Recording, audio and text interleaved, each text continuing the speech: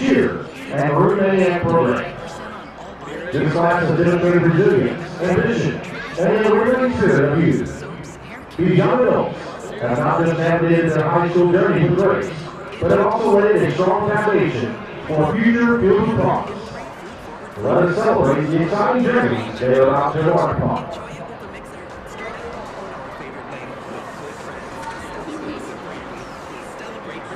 First up, we have number 3, Christian Boyles.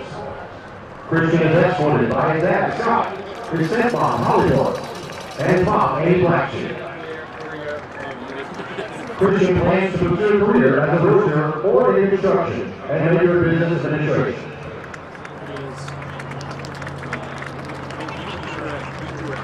Next, we have number 4, Sean Shaw. Sean is escorted by his father, Kurt Shaw, and aunt, Joseph Sanchez. After high school, Sean plans to pursue either a lawyer career or a position in law enforcement.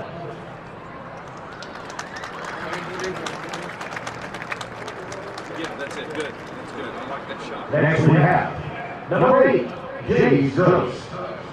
James is escorted by Perry Gross, Denise Gross, and Serenity Gross. I'm not sure who. James plans to attend the college to major in art and play football. That's good. Keep it coming. Next we have number 9, Devon Cox.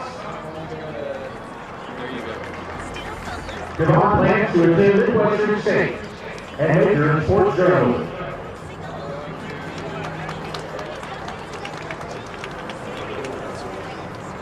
Next we have number 11, Joe Jumfield. Joe is escorted by his mom, Kathleen, and dad, Al. Joe plans to attend college at the University of Texas in Austin and major in architectural engineering. Let's go ahead and lock it. Next we have number 13, Aubrey Wright. Aubrey is escorted by Irene Wright and Warfield Wright. Aubrey plans to attend the University of South Florida and major in biology or political science.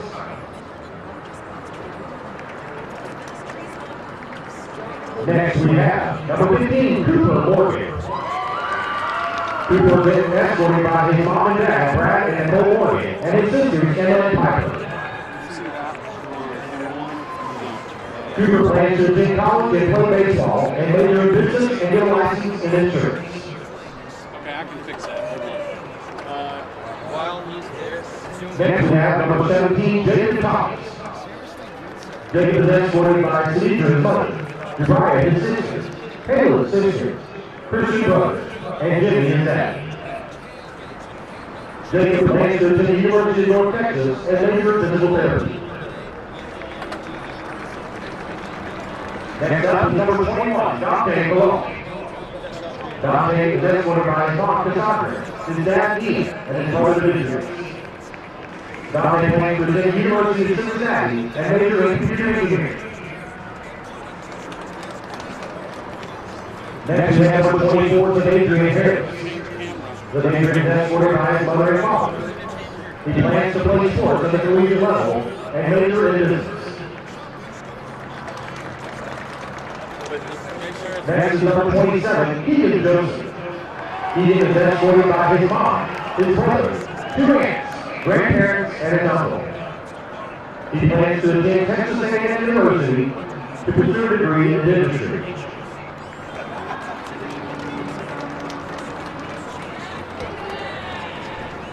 Next up is number 29, Jane Perkins. Jane is escorted by his mom, Elena Perkins.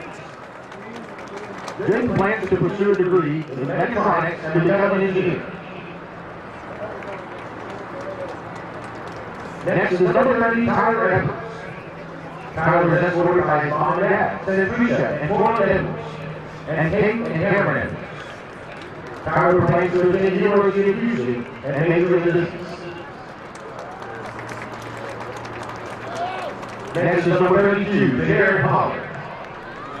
Jared is escorted by his dad, his mom, and his 2 brothers. Jared plans to attend the University of Texas Arlington and major in construction engineering. Just keep it there, you're no good. Next is number 34, Braylon Cotton. Braylon is escorted by his mom, Citrell, Polk, and his dad, Elliot Hott. Braylon plans to pursue a technology degree at a trade center. Next up is number 42, Adam Johnson. Adam is escorted by his mom, his dad, and two brothers, Nate and Ben. Adam plans to pursue a degree in forensic and criminal investigations at Texas A&M University, with the ultimate goal of becoming a Texas Ranger. Next is number 45, Carlos Diaz. Carlos is escorted by his dad, his mom, his sister, and brother. Carlos plans to pursue a degree in accounting or finance and play soccer overseas. Next is number 50, Ryland Journey. Ryland is escorted by his mom, Missy, and his dad, Seth. Ryland plans to pursue a degree in business at a college of his choice. Next up is number 53, Levi Six. Levi is escorted by his mom. Levi plans to work in the oil industry after graduating high school. Next is number 55, Bryson Bedford, who is escorted by his parents. Bryson plans to attend Grayson College to pursue a degree in history and then attend a technical school. Next is number 56, Christian Hammond. Christian is escorted by Volusia College and DeJoy College. Christian plans to join the workforce after graduating high school. Next is number 60, Jacob Ford. Jacob is escorted by Tommy Ford and Philip Ford. He plans to pursue a political science degree at Southeastern Oklahoma State University. Next up is number 66, Victor Bello. Victor was escorted by his mom and dad, Jennifer and Joel, and his grandmother, Leah Hogan. Victor plans to pursue a degree in criminal justice at Grayson College. Next up is number 72, Kason Sullivan. Kason is escorted by his mom, Casey Martin, and his dad, Caleb Sullivan. Kason plans to attend Grayson College and then the University of North Texas to pursue a degree in engineering. Next is number 73, Nate Big Red Goodwin. Nate is escorted by his mom and dad, Angie and Brandon Goodwin.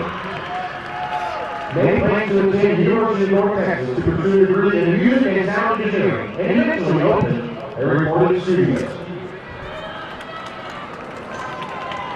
Next is number 74, Nigel Kelly.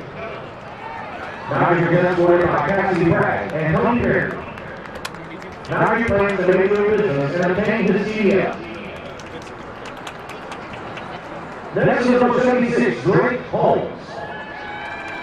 Greg is escorted by his mom, Brady, his dad, Kenneth, and his brother, Pat Rock. Greg plans to go to Southeastern on a Michigan scholarship and continue his career as a Michigan guide on Lake Arizona. Next up, number 77, Levi Ula. Levi is escorted by his parents, Santa and Joyce Ula. Levi plans to pursue a forensic and investigative sciences degree at Texas A&M University. Next is number 79, Darian Minor. Darian is escorted by his dad and mom, Billy and Samantha Minor, and brothers Landon Cole and Isaiah Minor. Darian plans to pursue a degree in business with an emphasis in sports management at a college of his choice. So when we get to the end of this... Next is number 88, Jacob Gibson. Jacob is escorted by his mother and stepfather, Ashley and Carlos Sembrano, his father, Jason Gibson, and his siblings, Ian, Georgia, Mia, and Charlie. Jacob plans to attend Grayson College and then Midwestern State to pursue a degree in psychology to become a therapist. And number 94, Angel Ramirez. Angel is escorted by Gonzalo and Blanca. Angel plans to attend Grayson College to pursue a degree in engineering. Sorry about that. Oh, no, you're good. I've got one. Okay. audio good and everything? Yes. Okay. Pregame monitoring. At this time, the seniors of the football program would like to make a presentation to Coach Oliver. Coach Oliver, the football senior class of 2024 want to take a moment to express their heartfelt gratitude for the leadership and dedication you've shown throughout this season. Your guidance has been instrumental in not only improving their skills on the field, but also in teaching them valuable lessons about teamwork, perseverance, and integrity. Your support has made a significant impact, and for that, they are all truly thankful. Thank you, Coach Josh Oliver. No,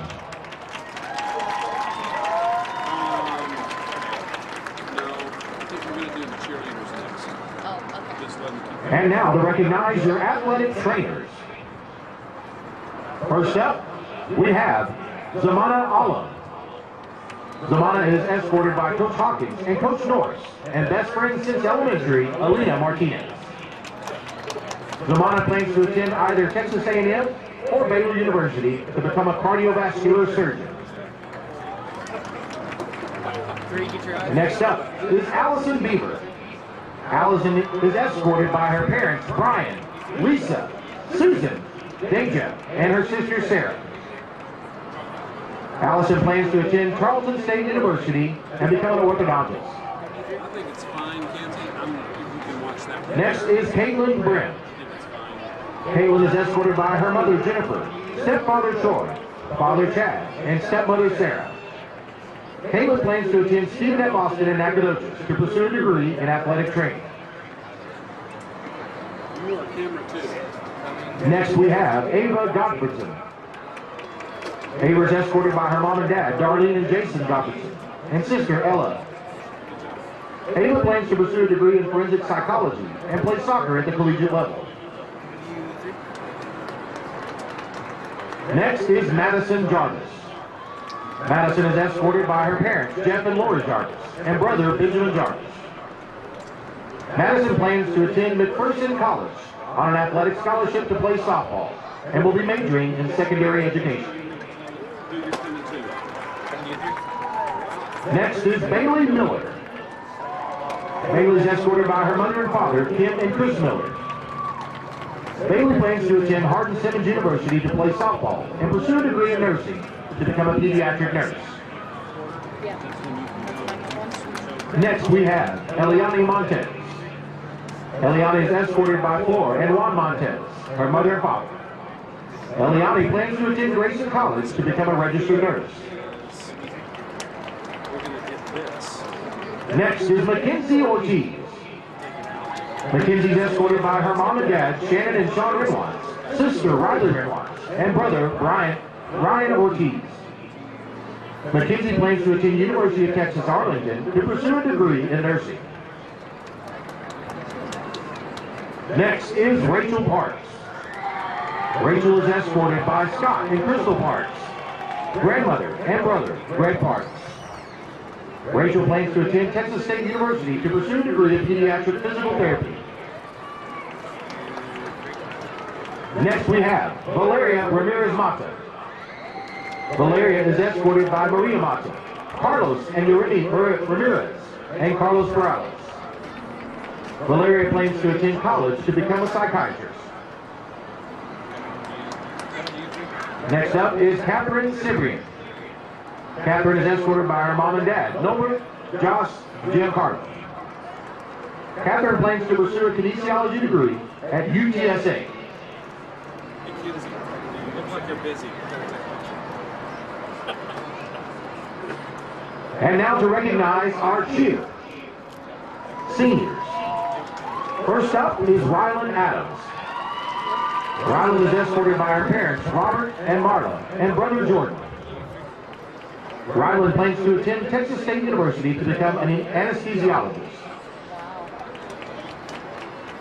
Next we have Eliana Avina. Eliana is escorted by her mom, Margarita, and Angelina and Pedro, her siblings. Eliana plans to attend University of North Texas to pursue a degree in computer science. Next we have Michaela Brown. Michaela is escorted by her mom, stepdad, and family.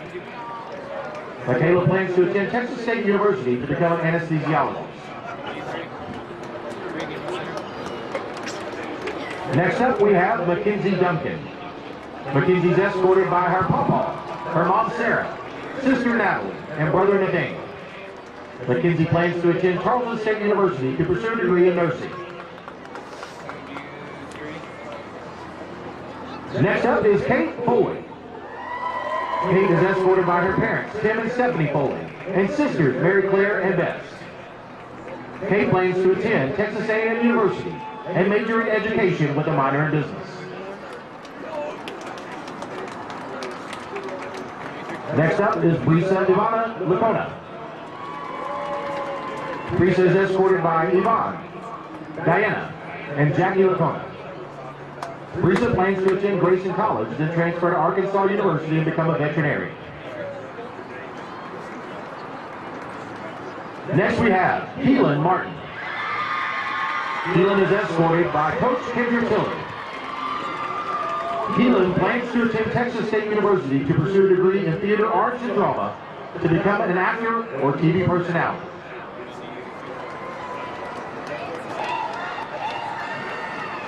Next up is Kylie McLaren. Kylie is escorted by her dad and mom, Brian and Christy, sister Cambry, and grandma Kathy. Kylie plans to attend Grayson College and then transfer to Texas A&M University to accomplish her dream of pursuing a degree in veterinary medicine. Next up is Caitlin Morton. Caitlin is escorted by her dad and mom, Clint and Jennifer, and sister Emma. Caitlin plans to attend Texas State to pursue a degree in business and finance. Next is Celeste Lusani. Celeste is escorted by her parents, Shirley and Ahmed Lusani, sisters Lily and Savannah Lusani. Celeste plans to pursue a degree in psychology at Oklahoma Baptist University. Next up is Katrina Ransom. Katrina is escorted by her dad, Corey Ransom, her mom, Yolanda King, brother, Corlin Ransom, and boyfriend, Miles Johnson. Katrina plans to attend Austin College and continue cheering on the cheer and stunt teams and pursue an education degree to become a teacher. Next is Alexis Wilson. Alexis is escorted by her mom, Carolina Anderson, and dad, Travis Wilson, and siblings, Allie and Caleb. Alexis plans to attend Grayson College and transfer to UT Austin to pursue a degree in nursing. Next is Ella Winslet. Ella is escorted by her mom, Katina Newton. Ella plans to attend Texas State University to pursue a business and management degree and then begin her career in real estate.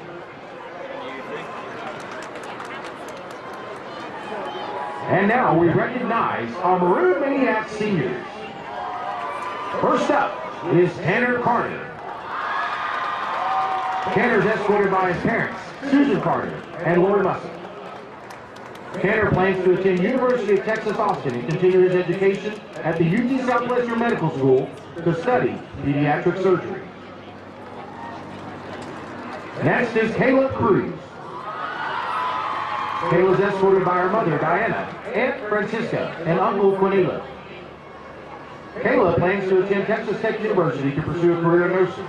She also plans to marry the love of her life, Joe Burrow.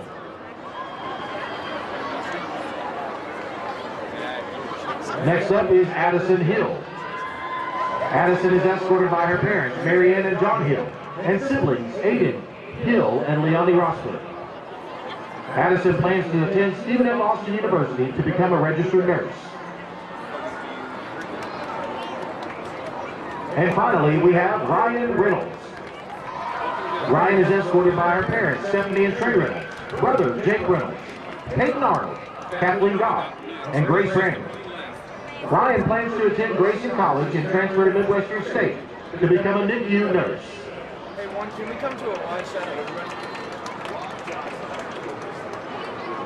Ladies and gentlemen, let's give a huge round of applause for your 2024 seniors.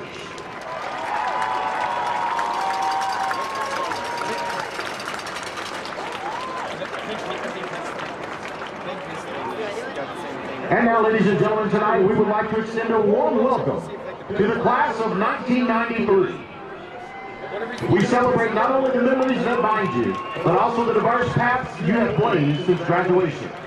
Welcome back, and congratulations on this remarkable 30-year reunion. The class of 93 would like to make an announcement that they are making a donation to the senior class of 2024. Ladies and gentlemen, one more round of applause.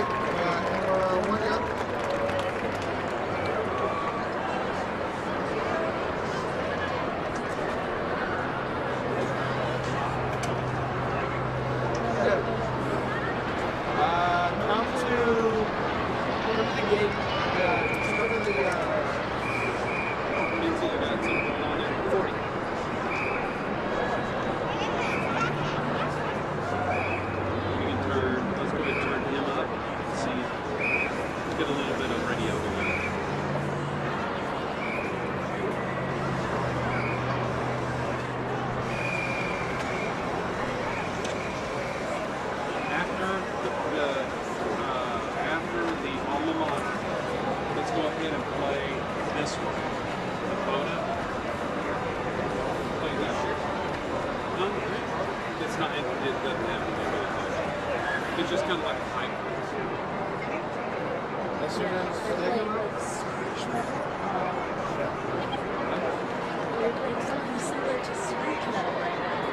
Radio? Yeah, just be ready. Camera 1, can you bring it to the shot of this? Coming to you.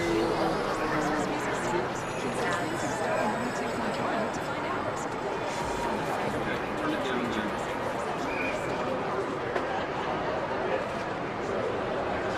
I need to make sure we're on the right. Okay, come down. We're on that.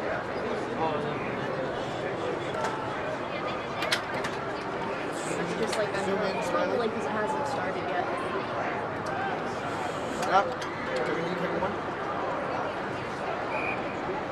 I really will. Okay. He is talking. Get to the that's good. Back up to the 30. I'm not good at anything now. And come a little more towards this side. And your It's static. Spec stat. You're good. You're good. Alright, keep that till they come out. It's a little keep jumping as well. Yeah, we're getting static. Where is he? He's at the other end. Oh, so it's pause a little bit. He might be a little far. But he's just right there, so good. Wonder if that has something to do with Keep it right there. right there. Yeah. It doesn't have to be. It might just be that. I don't know why it's maybe when he moves, we'll see what happens.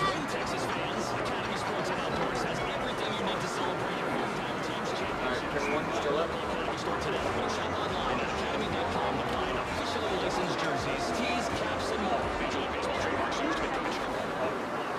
Static bit. Still music though? It's all out. Kind of the same as cool though. Is that good right there? Yeah, but keep it right there.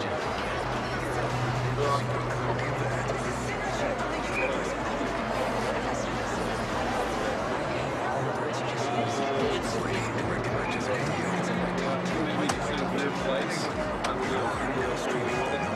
I mean, it's not on the World Series with Texas fans. Not really. Hey, camera 3, be on standby. You're cutting out a little bit. We're gonna use the if it clears up, we'll tell you. There's one question we ask our customers to learn what matters most. Just try your best to keep your shot. How much money do you have? It's not even how much money would you like to have. Hey, is it cutting out for you on The question your isn't about screen? money. It's about you and what you want to achieve. Because that's what's most important.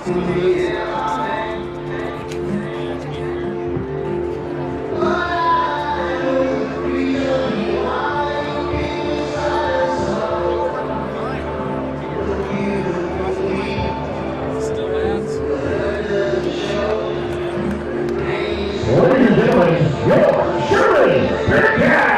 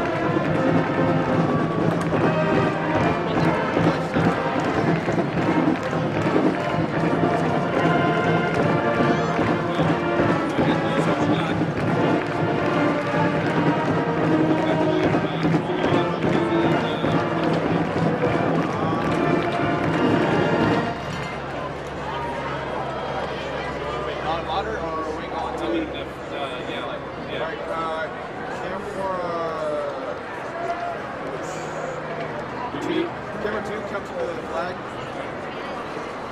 Camera 3, get on the sideline and facing away from the flag, looking at the players.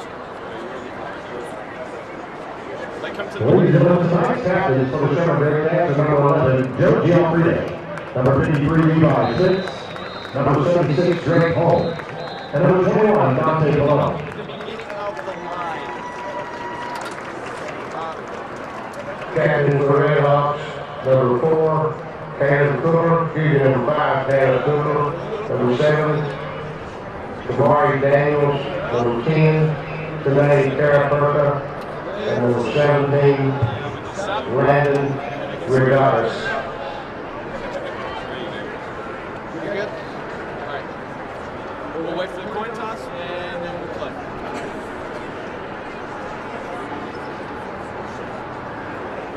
Ladies and gentlemen, may I direct your attention to center field of the 50-yard line. We are pleased to welcome you today to Bearcat Stadium. We want to take the time tonight to recognize the dedication and sacrifice that our officials make to be part of tonight's athletic event. The fact is, tonight's game could not happen without officials.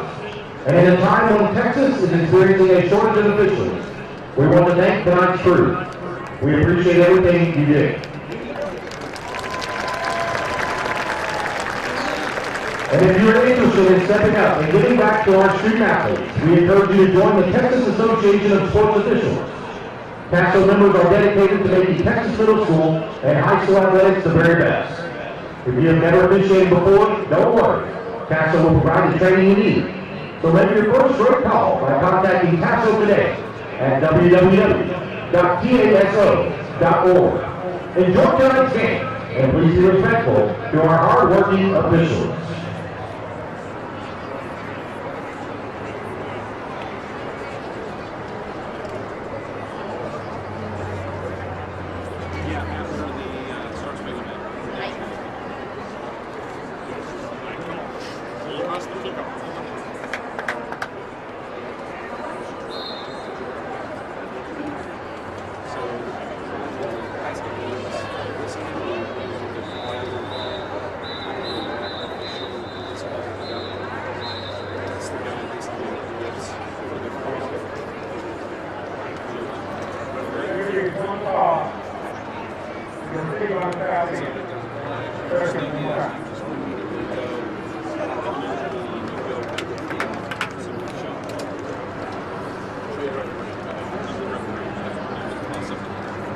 Ladies and gentlemen, tonight's officials for the game are referee Rick Ford, umpire Jeremy King, head linesman Garrett Gray, line judge Kevin Tanner, field judge Ken Sanders, back judge Scott Pregame, and side judge Glenn Swafford. Ladies and gentlemen, please rise and remove your hats as we honor America with the playing of the national anthem.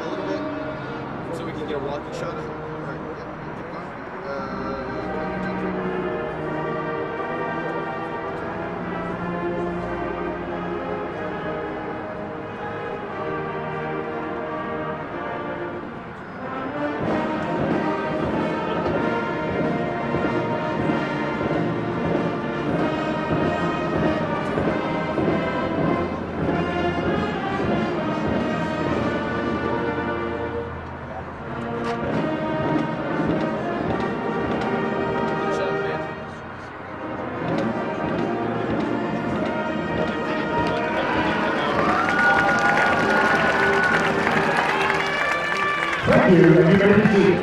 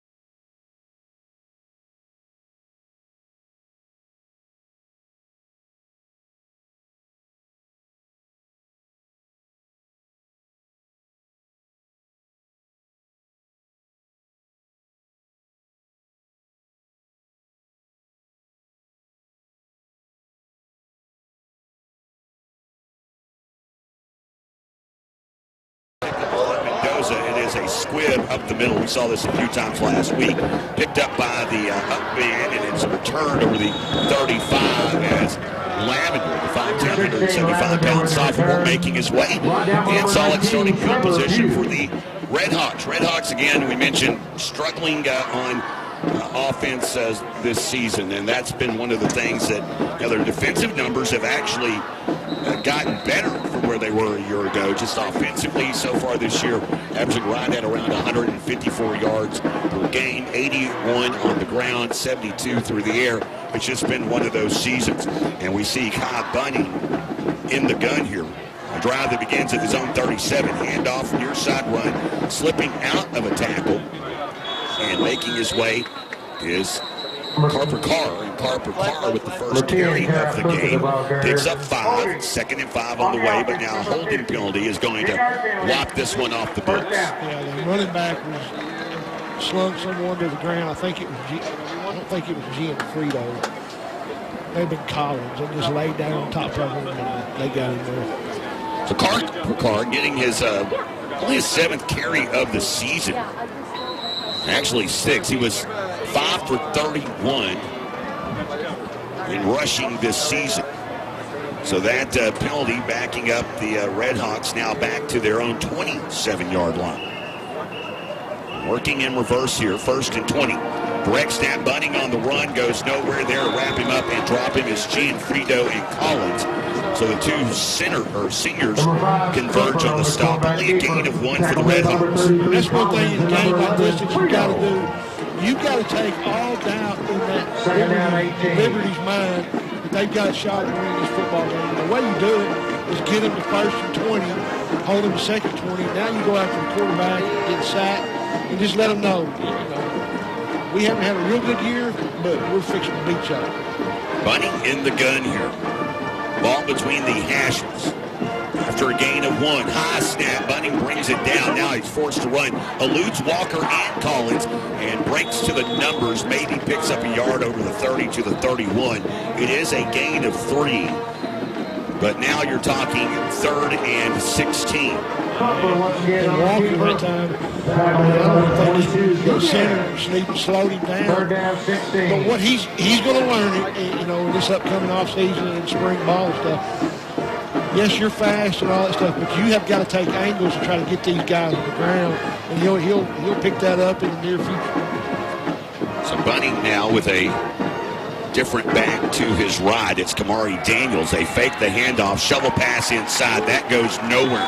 Sniffed out by the senior Collins, who has really come on. I mean, he's a guy that didn't start the season a week ago. 3 tackles, a sack, and a tackle for a loss. Didn't start the year and came into today with 5 sacks and 8 TFLs. Pretty impressive run for the senior. He did a really good job at time. They tried to kick him out. He did a good job of squeezing the play back down, not allowing that little crease back behind the lineman that was pulling, and he had nowhere to go without him to call his own. Lost play of 3, and Kobe Ray short back to return the punt, but the snap goes over the head of Summers, goes back and falls down at the 10. So the snap goes over the head. There is a flag, but I would think that would have no bearing on the situation. It might. Should it be against Sherman, may give the Redhawks an opportunity to punt again. They pointed towards Sherman. And that's really going to be bad if they go back to the spot of the foul.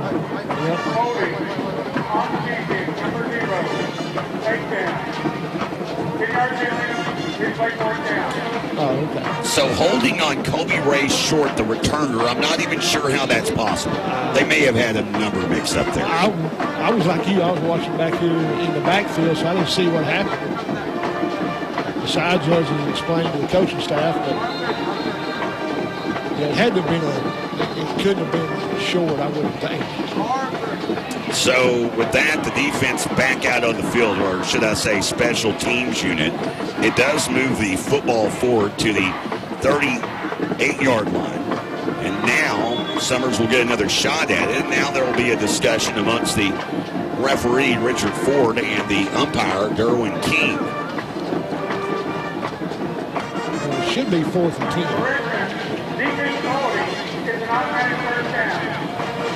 So defensive holding, automatic first down. And so new life for the Red Hawks as Summers will go back to his receiver position. And now the Red Hawks, they were expecting to punt. They have to rush their offense out here, although the play clock has yet to begin. The referee now gives the signal. And not the way you want to start the game. If you're Sherman, you get holding penalty against the Red Hawks. You turn around and a couple of lost plays. You have them punting. The snap goes over the punter's head, and a defensive hold negates all of that. Back to each side of the quarterback bunting here on 1st and 10 from the 38. Handoff Daniels trying to get out to the edge. Cannot is taken down.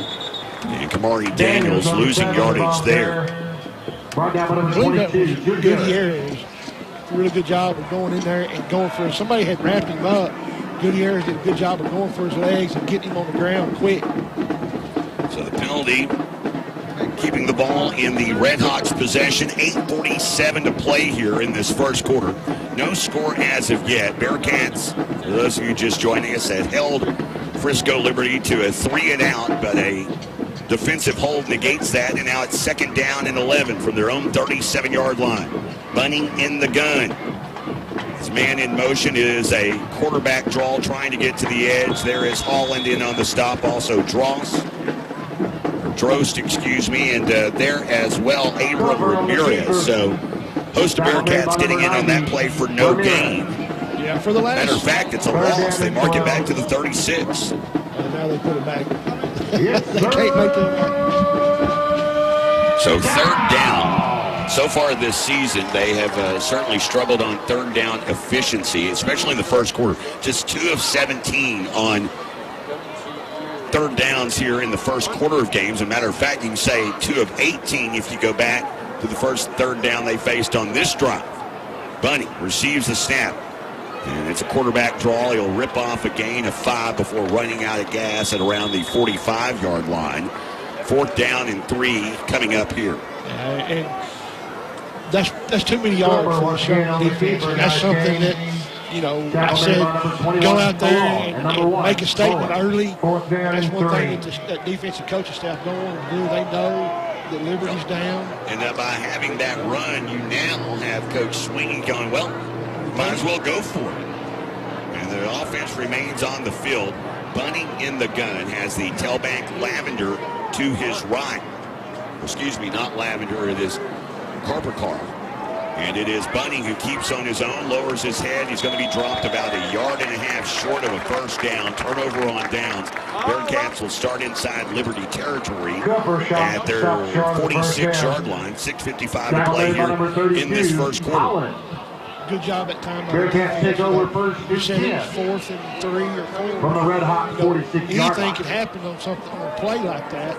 But one thing, you know, we keep going back to, you know, we know Liberty's down.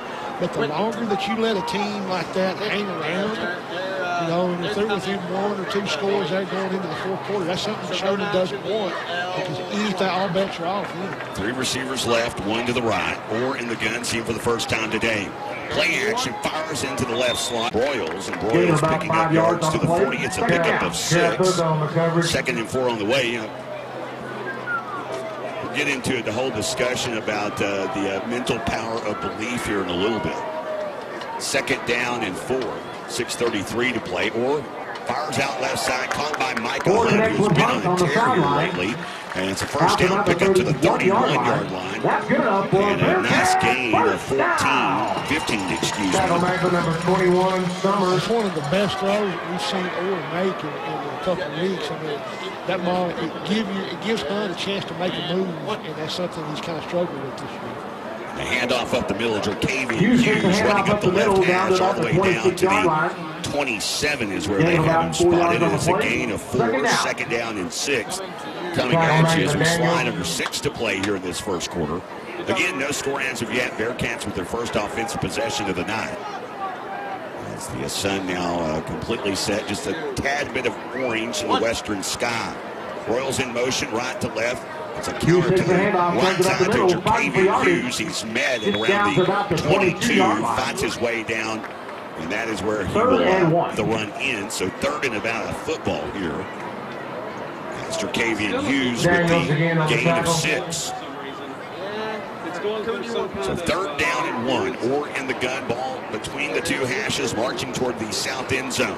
Back to Hughes in the ground game, has a first down over the 20. He stood up at the 17 and then pushed back. Never goes down to the ground. Wrapping him up was Kamari Daniels. And, you know, again, talking about the depth, I mean, Daniels has made the last 2 tackles. He also had a rushing play on the first offensive drive. It's just really difficult at this level of football to not have the bodies. Or in the gun. Slaps his hands, receives the snap, 3-step drop, steps into it, fires pass, caught Hunt at the back, beats off of the man into the end zone. Touchdown, Sherman High, as Micah Hunt has now caught a touchdown in 3 straight weeks, and he's over the 400-yard receiving mark here in 2023. You know, we were talking early on, going through the starters and stuff. Number 45 Dion The good again for thing the is, extra point. like you said, all the receiving corps, you know, they're coming back next year. So that's the type of thing that the And coaches the have extra to point. see. It's good. A good throw and a good catch, and of course he broke a couple tackles right there at the goal line. Good job. The extra point by Diaz is good. 7-0 Bearcats in front. Bearcat football continues after this on Mad Rock 102.5. Whether you're loading up on protein or celebrating a big win, swing by Rib Crib in Sherman at 75 and 82 for that signature Hickory smoked barbecue. That's forward from outside the Bearcats.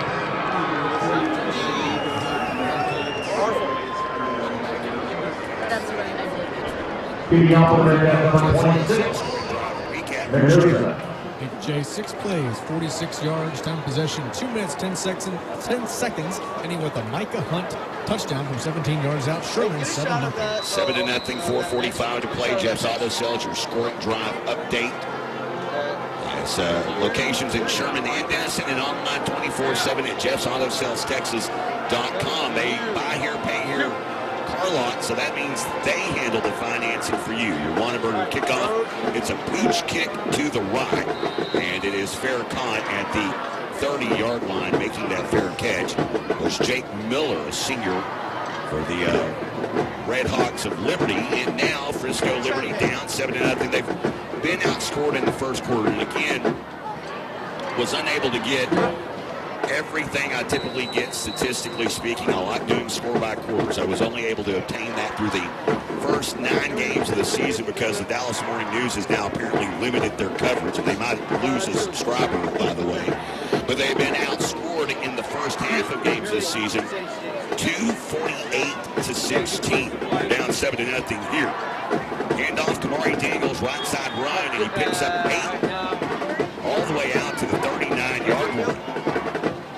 Daniels, number 7, with a nice So carry, second down gain of and 8. 2, as Tackle made by Liberty number showing a 9, little Kevon life Cox. on this drive. Go ahead. I was just going to say, Liberty's trying to get a little tricky. They're doing an unbalanced line. They've got the tight end to the near side. These 2 guys from the center move the tackle over to the other side. Sherman so far has adjusted to it pretty well. H-back lined up on the left side of the line. Daniels in motion out of the backfield. It's Bunning with a quarterback run to the left and makes his way first down yardage over the 45 down to the 46. It's a gain of 7. Of course, last year these two teams met at the Cooper on start. the Sherman keeper, jumped good for the down first all over down. the Red Brought Hawks. It down was by Kane Bowen. basically over at halftime. It was 35-0 at the halftime break. Bearcats would cruise to a 48-13 win. Kane Bowen had a 24-yard rushing score, and Phoenix Grant received a touchdown from Caleb Orr. That's kind of how the scoring got started there at the start in Frisco. Here it's 7-0 early. High snap brought down by Bunning. He'll hand off, trying to make his way to the edge is Lavender. And Amajay Lavender is snuffed out by Kevon Cox. Lavender, number 16, brought down behind the line of to the scrimmage. 41-yard line. Nice tackle by Kevon Cox. Second and 15 situation now for Liberty. John did a really good job that time. Going, everybody always says go inside out. Really good job that time by him taking the correct angle and cutting off that backside cutback that the running backs like to do. And if you take the correct angle like he did, you don't give them that cut back, and then you get a good tackle for loss out over the field. 2 minutes and 50 seconds remaining, counting down here in this first quarter. Sherman 7, Liberty nothing. Bunning receives the snap, handoff left side run by Carpenter. I'm telling you, that one's going to kill me all night. It is a gain of none. Thought he picked up a yard, but he ends up picking up no gain on the play. Is Bowen in on the stop? We've not seen Bowen in that tailback position now for the last 2 weeks. And I bring that up because he had that rushing score in that game at the start. We've seen a big dose of Jertavian Hughes in recent weeks. And I like the way the coaching staff is using him because he, like we talked, he's more of a linebacker type. It just happens he's a good athlete, so they put him in the back. And here's Bunning on another quarterback run. Gianfrido able to wrap him up 4 yards into the play, and it's back near the original line of scrimmage. They do have it marked at the 46, so it is a gain of 5, but it's third down, or actually 4th down and 10, with under 2 to play here in this first quarter. Bearcat defense holding strong. They're able to get Liberty off the field yet again. Technically, this would be the third time they've done it. It's just the first time there was a defensive hold on the punt attempt. I still like to go back. I'm going to have to go back and watch Huddle to get the explanation on that one. Snap back to Summers. He gets away a beautiful high punt. That one higher than the Watts. Goes over the head of short, almost hit him. And then is going to be down inside the 20. Actually, brought to a stop at the 17, as getting down there was Ace Jackson, the defensive end, to make that kill at the 17-yard line. So the Bearcats back out on offense, minute 16 to go here in this one. In this first quarter, already leading 7-0. This is how you can really milk the clock, just put a dagger. If they can take this and get about 8 or 10 plays and just run off about 6 or 7 minutes, man, they can pretty much put the game. Yeah. Here's Orr in the gun. Little handoff near side run. Jertavian Hughes. He'll pick up a couple. Brought down at the 20-yard line, a gain of 2 yards. The senior linebacker, defensive end. That noise you hear, that's not the Bearcat band, that's the Liberty band. They apparently arrived late. We didn't see them at all through pregame. And as we were watching, all of a sudden I started hearing the band, and like, that's not the Bearcat marching band, it's the Liberty marching band. Hughes with a gain of 1 to the 21-yard line. Here comes 3rd and 7. So the Bearcats this season, we talked about the struggles that Liberty has had. Bearcats have had their fair share of struggles as well. 28%, that's what they are on third down conversion rate this season. They were 4 of 13 a week ago. Snap back to Orr. Steps up in the pocket. Fires deep down the right side. Just too tall for Colin Bacon. Bacon had found a hole in his own. The pass itself was a little too much. Coverage on the play for number 27, Miller. It away for the Bearcats. I like the fact that Orr is looking downfield, trying to find his open receiver. But that time, the defensive line opened up like the Red Sea. He could have easily picked up the first down. Number 15, Morgan, back to punt I do for like the the Bearcats. fact that he was trying to find his receivers and get them involved as well. Morgan getting away a punt. This one, a short one that is going to check up short of the Morgan's punt midfield is down stripe. at It the is 50, at the going to be 49-yard down by line. Adam Johnson, the deep snapper. And 10 seconds remain, and Liberty Red has Hawks their take best over starting first field and 10. position of the game. We'll begin inside Bearcat territory at the Bearcat 48-yard line. This defense, one thing this defense has kind of had go against them all year. They do really, really well in the first half, halfway through the third quarter, but it's just they've been out on the field for so long that they start to get wore down, and that's when those other teams that have more numbers and can play one way have been wearing it down. Take this opportunity here to get off the field early and get your offense back. Centennial game, a prime example of that, and even the first half of the Lone Star game. Here's a snap that gets past Bunning, and Jadaron Holland makes him pay for it. Bunning fielded it off of the hop. Trumper brought down behind the line of scrimmage. Get back there and make the stop for the season.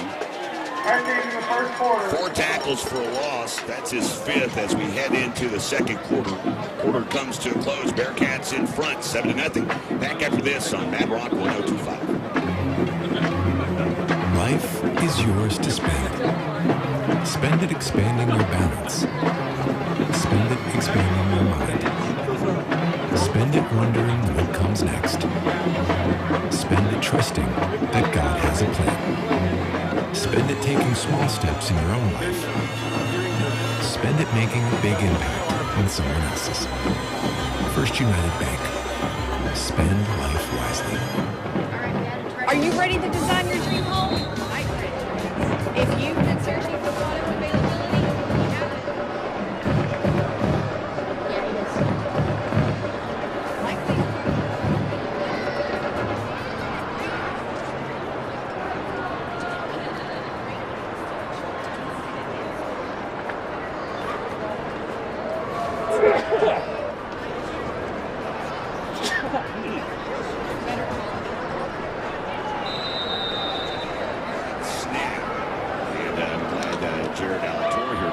Out. It is Caleb Cooper playing kind of a wildcat quarterback here tonight. And it's Cooper that receives the snap, runs right side, and gets that yards and a few more back. As all the way back into Bearcat territory at the 47. Let's check down the sidelines. Rob Johnson. Any first quarter observations to this point, Rob? Well, the observation is Coach Allen talked in the pregame about wanting to be physical. That's clearly the goal right now, trying to run the football. Real quickly, I checked with the side judge about that holding call. Yes. He said he didn't understand it either. Well, there you go. That's what I needed to hear. 3rd down and 9. High snap to Cooper, and he's in trouble. And the Bearcats may have recovered this one. They do. The Bearcats recover. It's Collins, the defensive end, who gets through for the fumble recovery.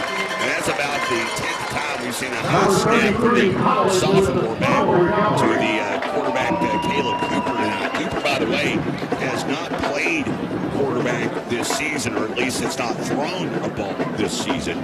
Cooper, for the year, most of his work has been done in the rushing game. He's the top rusher with 666 yards rushing this season, with 1 rushing score and a long of 66. The fumble sets up the Bearcats nicely at the Liberty 44-yard line. 11:19 to play here in the second quarter, leading 7-0. Snap back to Orr. Orr looking to pass. Once a home run, goes deep down the seam, and that one should have been picked off. Went right through the hands of the senior DB, Ron Chapman, and he has overthrew Nelson, who had over the top help there, and it was Chapman who just missed out on an interception. And then if you look maybe 10 yards to the, as the offense is facing, 10-15 yards to the right, you've got Short running, a step behind all that with no one on it. You've got to be able to see where that safeties are going and pick the guy that they're not. Hughes in motion out of the backfield. He rockets one up the right seam. Pass caught. Colin Bacon with the first down. Getting up to 35. Down to the 32-yard line. And with that play to the 32, it's a 12-yard pickup. And the Bearcats move the sticks here. We slide under 11 to play in this first quarter. And that is a first down for Sherman High. 3 receivers left, wide side of the field. Orr receives the snap, looks to his right, stands firm, fires right side into the flat. The Engineers, who is upended inside the 30. Tackle made by Landon Regattas. Regattas, 5'7", 155-pound junior linebacker. Regattas making that tackle at the 28, so the gain of 4 brings up 2nd and 6. Orr moving tempo here. Play action, fires left side, pass caught. Toby Ray short at the 20-yard line.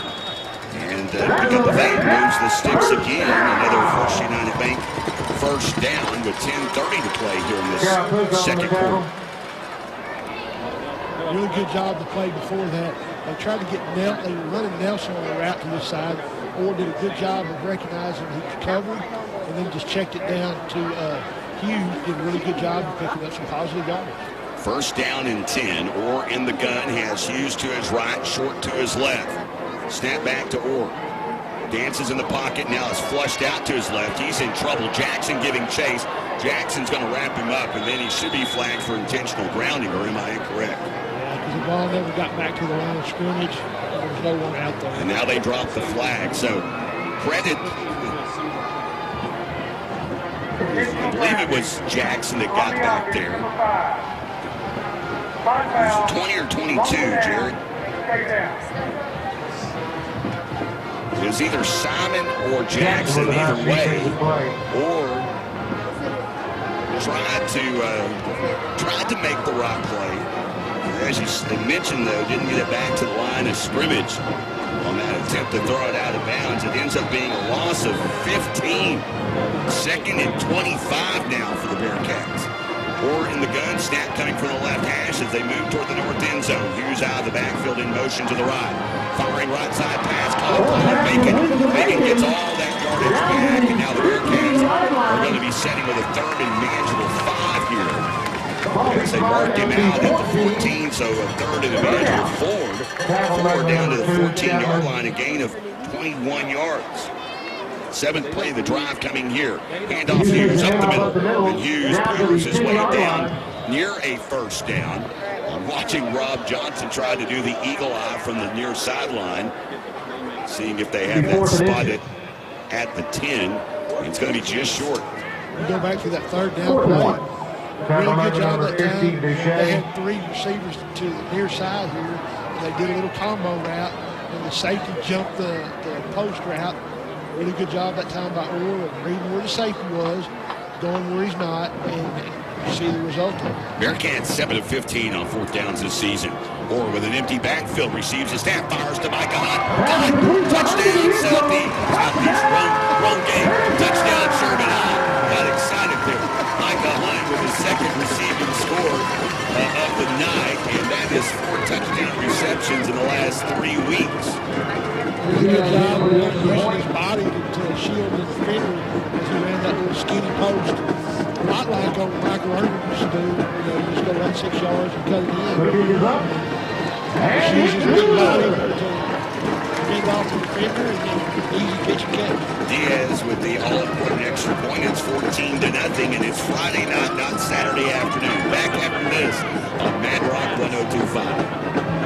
Good Soil Materials can help you turn a boring landscape into a place that you never want to leave. We have a wide selection of natural stones such as moss boulders for creating a cool mountain landscape, or a wide selection of natural stone to build that outdoor fire pit. Good Soil Materials also has a unique selection of blended soils, aggregates, and native mulches. Come see us at Good Soil Materials and let our expert team show you why we have been voted the best of Texoma year after year. Visit us at Texoma Parkway and Highway 82, or give us a call and set up a delivery today. You can also check us out on Facebook and Hablamos Español.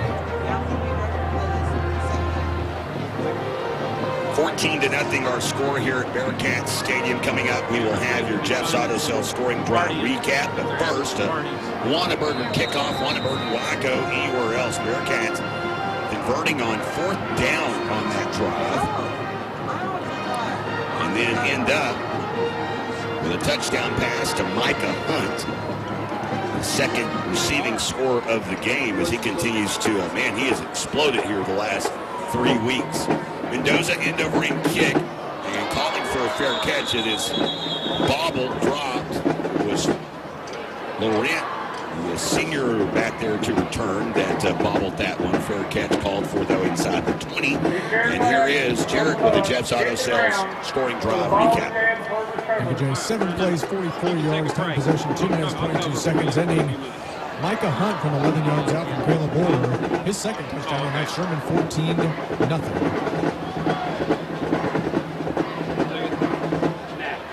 There's your Jeff's Auto Sales scoring drive recap. Jeff's Auto Sales locations in Sherman and Denison, and online 24/7 at jeffsautosales.texas.com. First down and 10, 8:55 to play here. Liberty down 14-0. Handoff near side run, and nice gain of 7 there by the tailback on the play. Who this time is Daniel Essen. Essen, the sophomore. Whenever we built these charts, Essen was the player that actually got the start in the loss against Frisco Reedy That is his, for Essen, though, this is his 25th carry of the season, and averaging less than a yard per carry this year. High snap brought down by Cooper. He'll hand off to Essen, and this time he's stuck for a loss from the 22 back to the 20-yard line. Good job that time by Abraham Ramirez. Essen Gets a double there. team block, and he does Tackled exactly what he's by supposed number to. 90, Shoulders Ramirez, leading and into number to 11, the wide guy. Frisco. Really good job of splitting the double team and then getting in on the tackle. When you got dead time, you So third down and 4, under 8 to play here in the second quarter. On the sideline. Liberty has spent a lot of their time playing on their side of the midfield stripe. They had that one drive that began at Sherman's 48 a possession ago, but it quickly went back across their 50.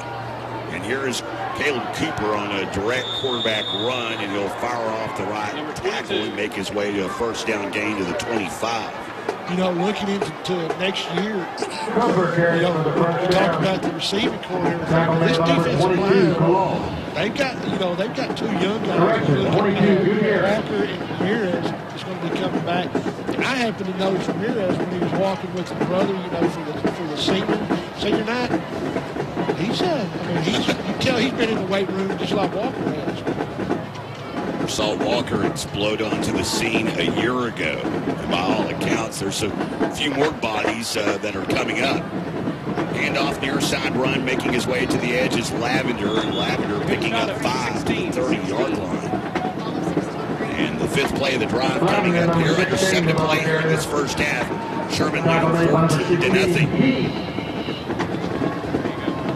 I can call out the guy who tackles. Moving some pieces around are the Hawks as they bring Lavender from the receiver set, move him back into the backfield. Set up as the H-back is Regatas. And again, Caleb Cooper playing quarterback today. It's been a lot of wildcat action on the part of the Red Hawks so far. Here's Cooper. And he'll take the snap, he'll run right side. That's sniffed out, but he has the speed to get to the edge. Breaks a tackle, has a first down before Alonzo King forces him out at the 37-yard line. Nice run by Cooper. I really like the way Gutierrez come up and try to force a run. But you've got to, as you're coming up to force a run, you've got to deliver. That time he absorbed it, got run over. You've got to come in, those D-backs, they want to come in and they want to hit those guys at the knees. He bent down, but he just didn't launch himself forward to be able to get him on the ground. That may not be very fun to watch in the film tomorrow. Amari Daniels, he is the tailback to the left, and now we have a new man in at quarterback. They'll hand off Daniels, though, running right side, and Daniels to the 40-yard line. In at quarterback is Regatas. They move Regatas now to that quarterback position.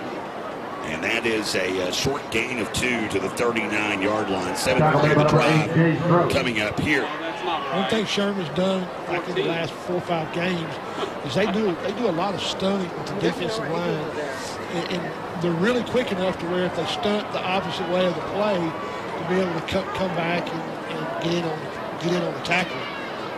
So Regatas in at quarterback here. Receives the snap, handoff near side run, Kamari Daniels. Daniels getting out to the edge, fumbles the football, and there to recover was Ryan Chapman, the senior for Liberty. But the fumble ends up being a loss back beyond the original line of scrimmage, back to the 36-yard line. It's a good effort that time by King.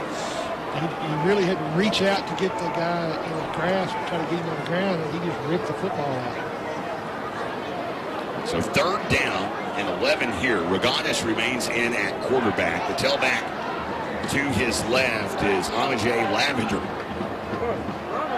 Regatas receives, Lavender, and Lavender's going to throw it, and that one goes over the outstretched hands of his receiver, Ryan Chapman. So fourth down and 11. A little bit about Matt Sweeney, 5th-year head coach, replaced Chris Birch, who is elevated to Associate Athletic Director, has 34 years of coaching experience, coached in Littlefield out west. Has 34 years of coaching experience, coached in Littlefield out west Texas. I'm at Liberty. He coached with Coach Birch.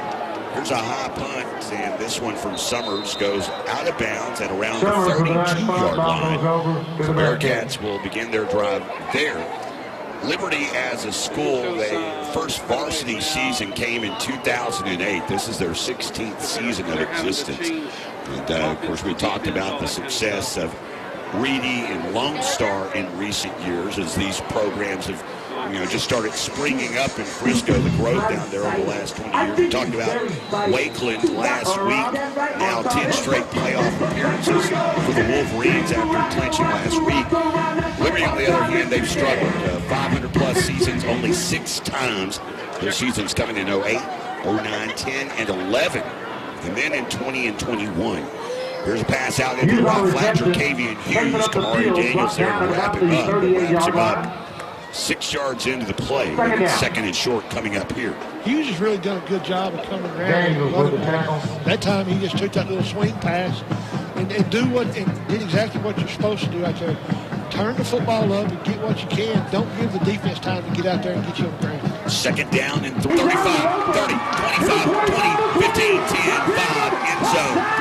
Nelson with the receiving score, second long score of his season, had the 79-yarder a week ago. That one for 61 yards, and Nelson and the Bearcats now leading 20-0. Really good job that time by overseeing that little seam route pop open real quick. The drive before that, right before they scored, they ran, I believe it was 7 down the middle of the field. He was open that time. He was able to get it out to us. Yes, with the extra point, 21-0. 3:47 to play here in the second quarter. Bearcat football continues after this on Madlock 1025. In Texas, there's pea-size hail and baseball-size hail. Guess which one hit our house? We didn't even know where to begin, but we called our Texas Farm Bureau insurance agents. Call us today at 903-893-4393 to see if you qualify to save up to 40% on your auto insurance. Coverage and discounts are subject to qualifications and policy terms and may vary by situation. Welcome back, everyone. Whataburger kickoff coming up. But first, here's a Jeff's Auto Sales scoring drive recap. Jared. Thank you, Jay. 2 plays, 68 yards in 41 seconds, ending with a Randy Nelson 61-yard touchdown to the house. Bearcats up 21-0 in Sherman. Nelson back-to-back weeks with long house calls. They lead now 21-0. Jeff's Auto Sales with locations in Sherman and Denison and online 24/7 at jeffsautosalestexas.com. Time now for your Whataburger kickoff, and it comes from the foot of Mendoza. High end-over-end kick, calling for a fair catch as Chapman. This time he completes the grab, and they'll move it out to the 25. Of course, earlier he muffed that kick, and if you muff it, then it's where the ball spots and is at the 15. So Liberty back out what may be their final possession of the first half. 3:47 remains here, and they trail 21-0.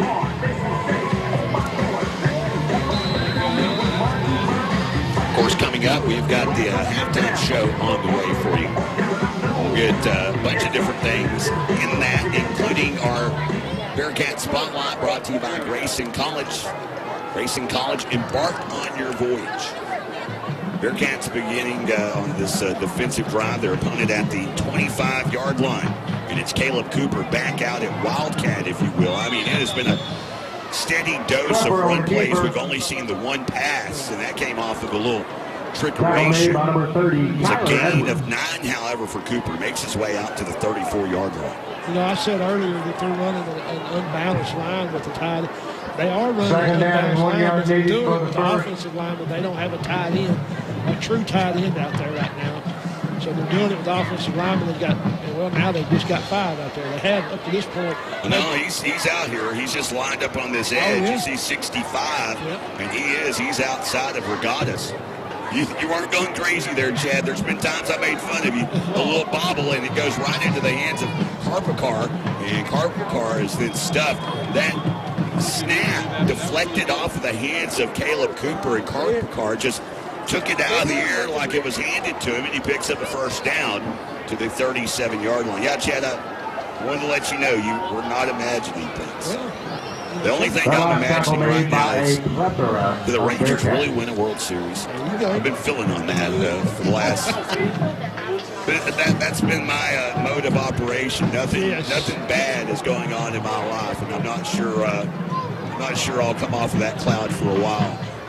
Step back to Cooper, handoff right side run. It is Eason again. Now Eason cuts up the middle of the Bearcat defense and picks up 9 all the way to the 46-yard line. Brought down by number 1, Kane Bowen. They had a few second team linemen in there. They've run some starters back in. Look for them trying to shore that. That time he never even got touched until he was about 6 or 7 yards down the field. So 2nd down and 1. Cooper in at QB, and to his left, the tailback Eason. High snap gets it into the gut of Eason, but Eason has nowhere to go. That high snap just discombobulated that entire play. Gianfrido made the stop along with the help of Holland. Some extracurriculars after the play, and with that, it's a loss back to the 43-yard line. That's the one thing that's also tough about games like this. I mean, you got two teams, both have struggled. It's very easy for emotions to get high in what is going, for a lot of these kids' cases, especially, the seniors. It's your last time to lace it up. Snap back to Cooper, a little reverse play. Coming near side as Lavender has the edge, has a first down to the 40, 35, and tackled from behind by Jadarin Holland for the biggest gain of the night for the Red Hawks. That one picks up 38 yards for first down, and now Redhawks closing in on the end zone. Timeout called by Liberty. We'll take a quick 30 ourselves. Back after this on Mad Rock 1025. Thinking about starting a degree or a certificate program at Grayson College? Or maybe you're ready to finish what you've already started. Our success coaches are here to help you plot your course and reach your goals. With online classes and 8-week course options, there's a schedule that works for you. Don't wait until fall. Get started today. Visit grayson.edu to embark on your voyage at Grayson College. That's grayson.edu. grayson.edu. Welcome back, everyone. Sherman's Bearcat Stadium, final time here from the old house in 2023. And if things go as planned, only one more season to be had here at historic Bearcat Stadium. A lot of history at this place. And while I'm excited about the future, I will be sad to see her go. She's not going anywhere. They're still going to play games here, but they won't be playing varsity games here anymore. Let's go back, not only the historic runs the Bearcats have had, the only state title in Sherman history, the Douglas Panthers. Here's Caleb Cooper running right side. He's stuck at the line, then powers forward, picks up 2 down to the 27-yard line. 6th play of the drive. That rushing play a minute ago, 38 yards. That's the longest play of the night for Liberty. They're closing in on the end zone. They've scored just 8 touchdowns this season. Cooper here in the gun receives the snap. He'll run off left side, and a shoestring tackle made by Kane Bowen. Bring that up. We were talking about the struggles that they have had this season. They went this year. They had a stretch. And granted, we talked a little bit about this last week, and it was a very top-heavy district, to say the least, here in 6-5A1. But they had a stretch of quarters where they did not score in 14 straight quarters. It was a run that began with a shutout loss against Reedy and then a shutout loss against Lone Star, followed up by a shutout loss against Wakeland. And again, it's just been a tough couple of years for the Frisco Redhawks and Coach Matt Sweeney. Bearcats, though, they've had their own struggles the last couple of years. And right now trying to finish up 2023 with a win. 30 seconds remaining in the half after that timeout called by Frisco Liberty. It is 3rd down and 9. Line to gain is at the Bearcat 19-yard line. Snap back to Lavender, looking to pass. He ducks a man, throws it off of his back foot into the end zone. That one's picked off. Drost has an interception, his 4th of the year. He'll bring it out and make his way to the 10-yard line as Drost coming out with the interception again. That's his 4th of the season. Yeah, like you said, Kevon Cox went flying by the quarterback. That was a nifty move. I'm not going to lie, Lavender, he did a nice juke on Cox. It made him look a little silly there, but I'm sure his teammates will give him some fits, and I'm sure it doesn't hurt the ego as much whenever Drost comes up with the interception there. He did make him throw the football high, and Drost, he was giving up. And now I'm looking down the field, and Noble Pope was giving Kevon Cox the business on getting juked. That's even better. I was watching Polk. Let's go down to Rob real quick. You're right down there at the sidelines, right? You're in the midst of it all. What was being said there on this play is here's Hughes coming near side. Hughes big run up the middle and then is taken off of his feet at the 28-yard line. So now let's check in with Rob Johnson. Rob. Well, guys, that was funny. Yeah, he comes off the sidelines. The coach is telling him you were ready to put that one on ESPN, weren't you? Another coach come up and gave him the dun-dun-dun. Perfect. Absolutely perfect. Again, it's okay because it ended with an interception for the Bearcats, and Jace Drost coming up with his 4th pick of the season. Bearcats are going to let this quarter go into the half. I believe there is a timeout, though, it appears taken. Injury timeout. They do not want to use their timeout to avoid the 2-second runoff. So they're going to end the first half. No reason is the Redhawks down 21-0 here at the halftime break, and we get set for the Sherman Bearcat halftime show here on Mad Rock 1025. We got our Bearcat Spotlight coming up.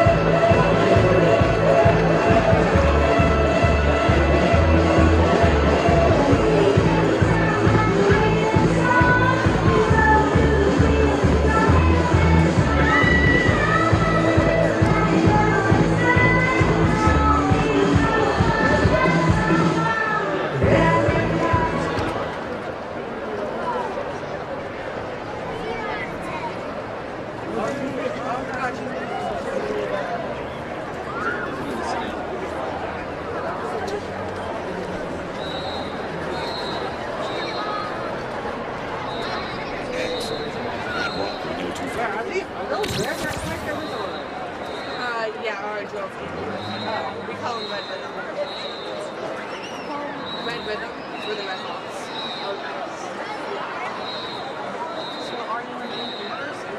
Oh, I'm a manager for our drill. Oh, so I'm just filming our halftime. Welcome back to the Bearcat Halftime Show here on Mad Rock 1025. It's time now for our Bearcat Spotlight. It is presented to you by Racing College, and we're now joined by linebacker. You haven't got word their numbers. Oh, wow.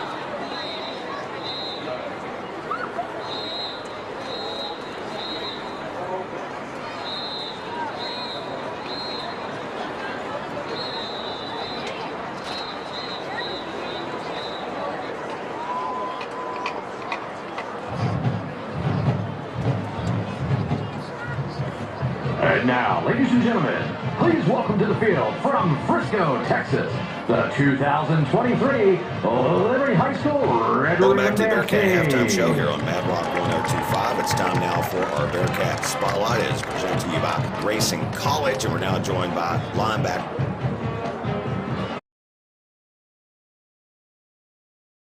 Welcome back to the Bearcat Halftime Show here on Mad Rock 1025. It's time now for our Bearcat Spotlight. It is presented to you by Racing College, and we're now joined by linebacker.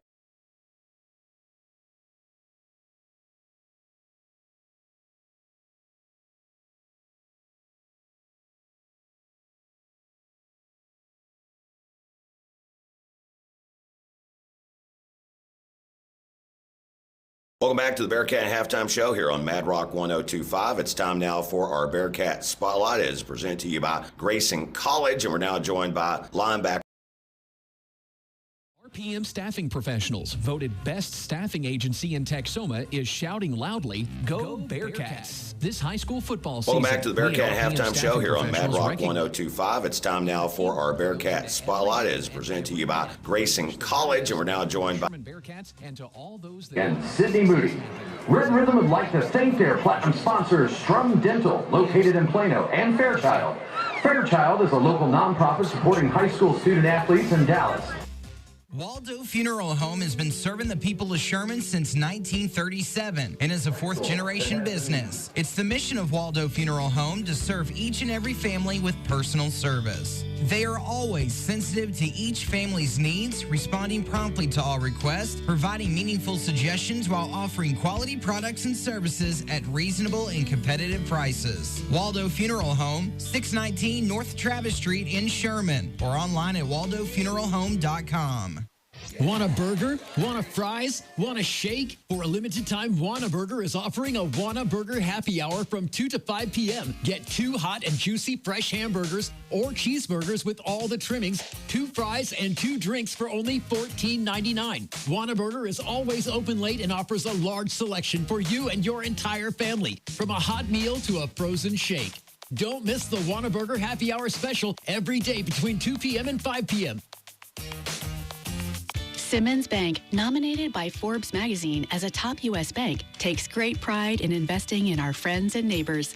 For more than 100 years, we've worked to make our customers' dreams come true, earning trust with convenient and reliable financial tools, checking and savings accounts, home and consumer loans, small business loans, and low-rate credit cards. Wherever you are on your financial journey, we're there with you every step of the way. Simmons Bank, member FDIC, equal housing lender, subject to credit approval. Wow, what is this? This is KMAD-FM, Whitesboro, Sherman, Denison, Mad Rock 1025.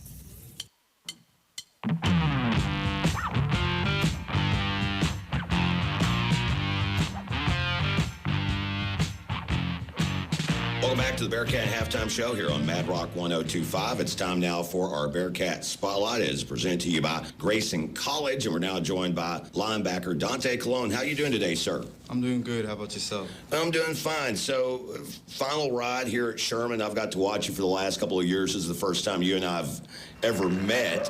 What's this high school run been like for you? What kind of memories are you going to take away from being a Bearcat? Yeah, it's been a long journey, but for the most part, it's been fun. I mean, the season hasn't gone how we like, but I still made some good memories with my friends and teammates. Do you feel that adversity? Because, I mean, I've watched you now for 3 years. Do you feel that adversity is going to not only make you a better player down the road, but a better adult when you get to that point, having faced that type of adversity? Yeah, I think adversity is what helps build just people. So I think the journey that I've had definitely helped build me as a Bearcat or an individual. At this point, is there one big hit? Is there one big memory that you're going to take with you? I mean, I've seen you get to the quarterback a couple of times this year. I've kind of raised my voice a few times when you've done that. But for you, is there any memory that sticks out over the last 3 years of varsity? Yes, I like when we played at Frisco in the Star last year, and this year when we played at I forgot the Toyota? Yeah, Toyota. That was definitely a unique experience for me. Again, talking with Dante Colon. Now, I understand last season played basketball. You plan on doing that this year? Yeah, I think so. I mean, I have to look what's right for me, but I think I might try this year as well.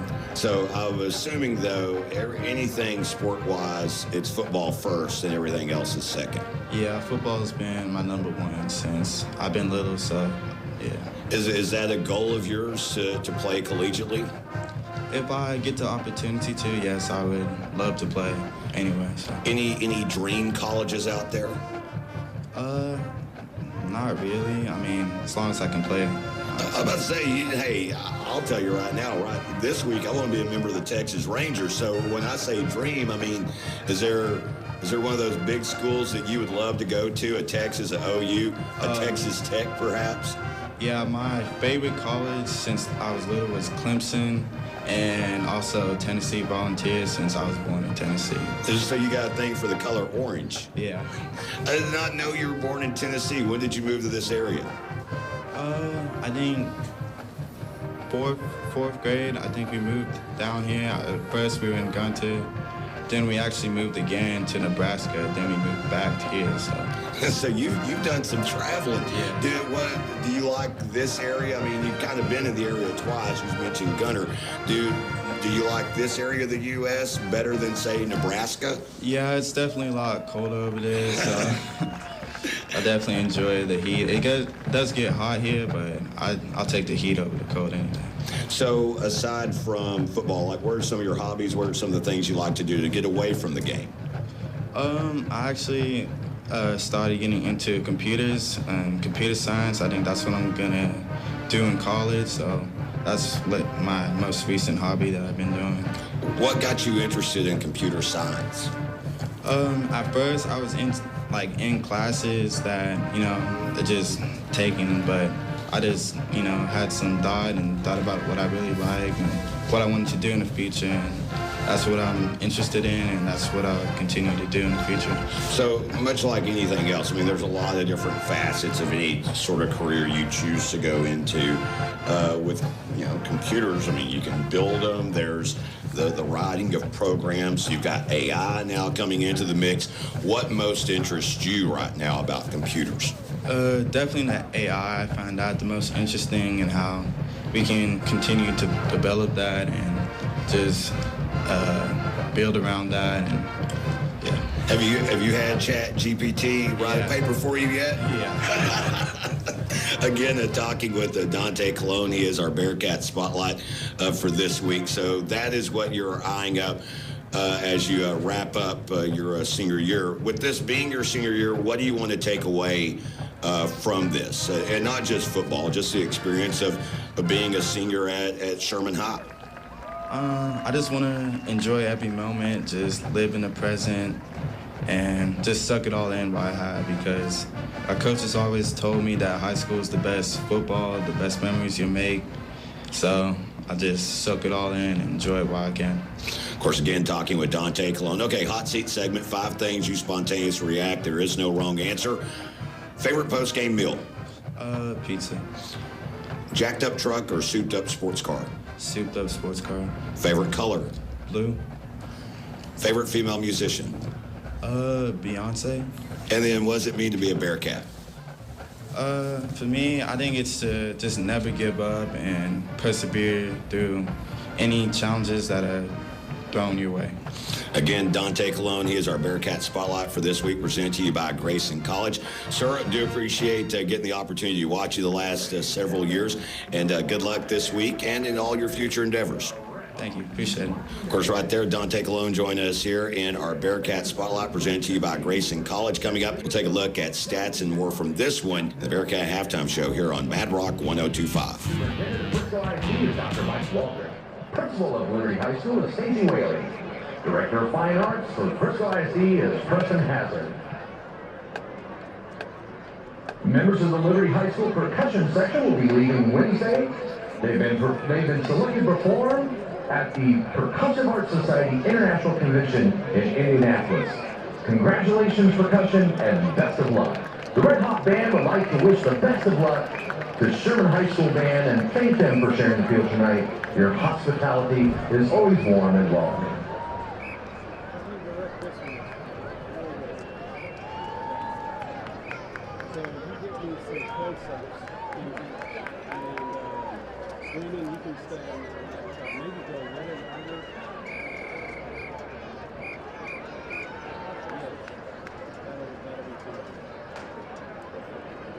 And now for your 2023-24 award-winning Sherman High School High Steppers.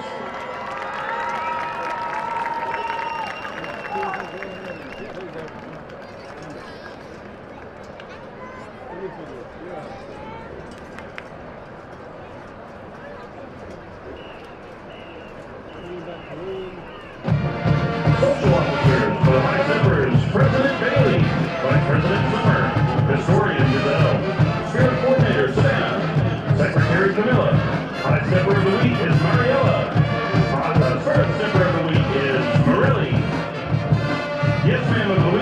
Sydney.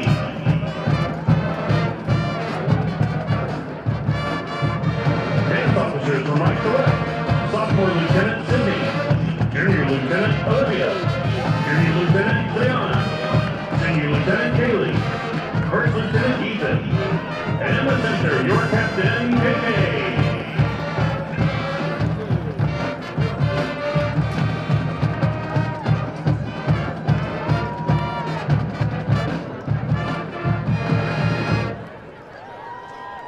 The team is under the direction of Nicole Funderberg and Coach Kylie. Tonight, the team will be performing a military routine to Industry Baby.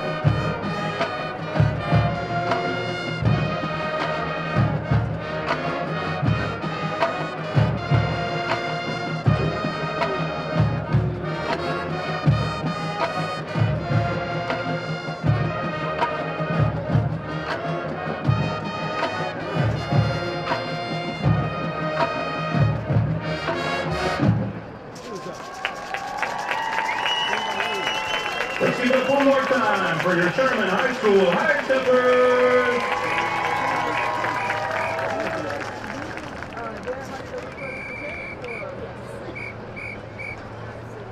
They did not.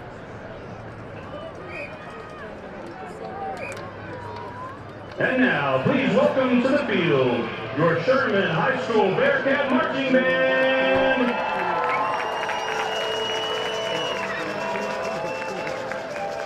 The band is proud to present their award-winning 2023 competition show entitled Alienated. Soloists for the band tonight are Camille Mello, Angel Lopez, and Zoe Sellers. Directors for the band are Ryan Jenkins and Flint Wheat. Color guard directors, Michaela Bocock and Dominique Murphy. For this week's Band Member of the Week, we'd like to take this opportunity to thank our entire loading crew for the band, led by Seabass, Z Stratton, and Grayson Wallfall. The Bearcat Band would also like to give a special thank you to our band boosters for their amazing contribution to our students in the activity of the marching arts. You are truly the backbone of our band program. We could not do what we do without your tireless efforts. And last but not least, a very heartfelt thank you to our senior class. Your continued efforts through years of service to this band program will never be forgotten. Be sure you don't forget about us. Come back and visit anytime. And for our last Director of the Week award, the 9-time reigning award winner, Logan, Don't Call Me Jazz History, Stinson! Cheerleaders for the band, Rosie Shashenkar, Brody Frischman, Hunter Thompson, and Michaela Aldeco Cruz. Is your band ready?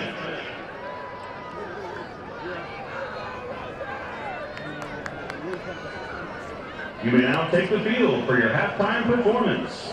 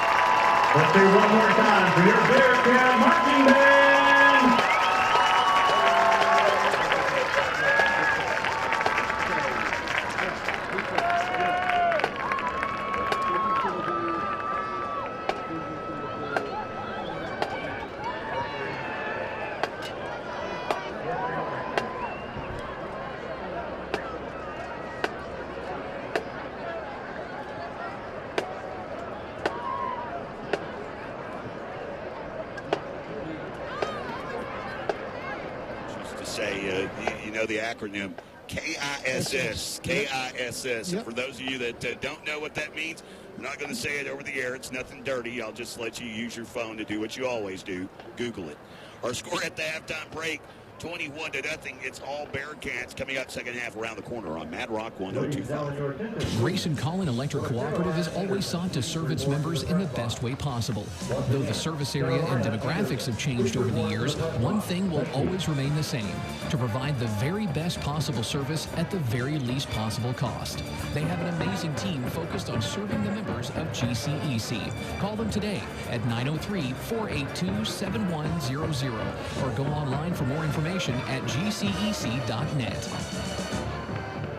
Want a burger? Want a fries? Want a shake? For a limited time, Whataburger is offering a Whataburger happy hour from 2 to 5 p.m. Get 2 hot and juicy fresh hamburgers or cheeseburgers with all the trimmings, 2 fries, and 2 drinks for only $14.99.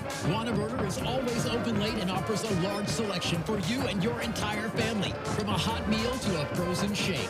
Don't miss the Whataburger happy hour special every day between 2 p.m. and 5 p.m. Bearcats come rushing out of the Bearcat tunnel head on the far side of the Bearcat Stadium. 21-0 our score here at the halftime break. Let's go ahead and check in with Rob Johnson, revisit those game time temperatures. It's the halftime. It's brought to you by your UAC, and here is Rob. Well, guys, the weather's still not a cloudy sky, but it's got a little more humid down here and a little bit cooler, about 60 degrees here as we get ready to start this second half. Of course, what's the mood like down there, Rob? Final half of the 2023 campaign for these Bearcats, and they lead big. It's their largest halftime lead of the season. Well, I don't know that it could go a whole lot better. I mean, there's a lot of jumping and playing around down here. The seniors have got to be enjoying this win so far. Want to keep it going. I know the 21 is fun, but the 0 is the one I think maybe they're most proud of. 21-0 our score here at the halftime break. Second half is upon us. It's time for your Whataburger second half kickoff. Bearcats, if you recall, they lost the toss. Liberty chose to receive, so the Bearcats will have it to begin this second half, leading 21-0. The kick will come from the leg of Reed Summers, the junior. It will be his first kickoff of the game. It will be a north to south kick, and as Rob mentioned, the humidity has risen a bit and the wind has kind of died down. The ball is teed up on the left hash, and here's Summer into a trot, and here's your Whataburger kickoff, and it's a line drive kick fielded by Gutierrez. Gutierrez out to the 30, 35, makes a cut, then falls forward. Some technical behind, but progress takes him out to the 39.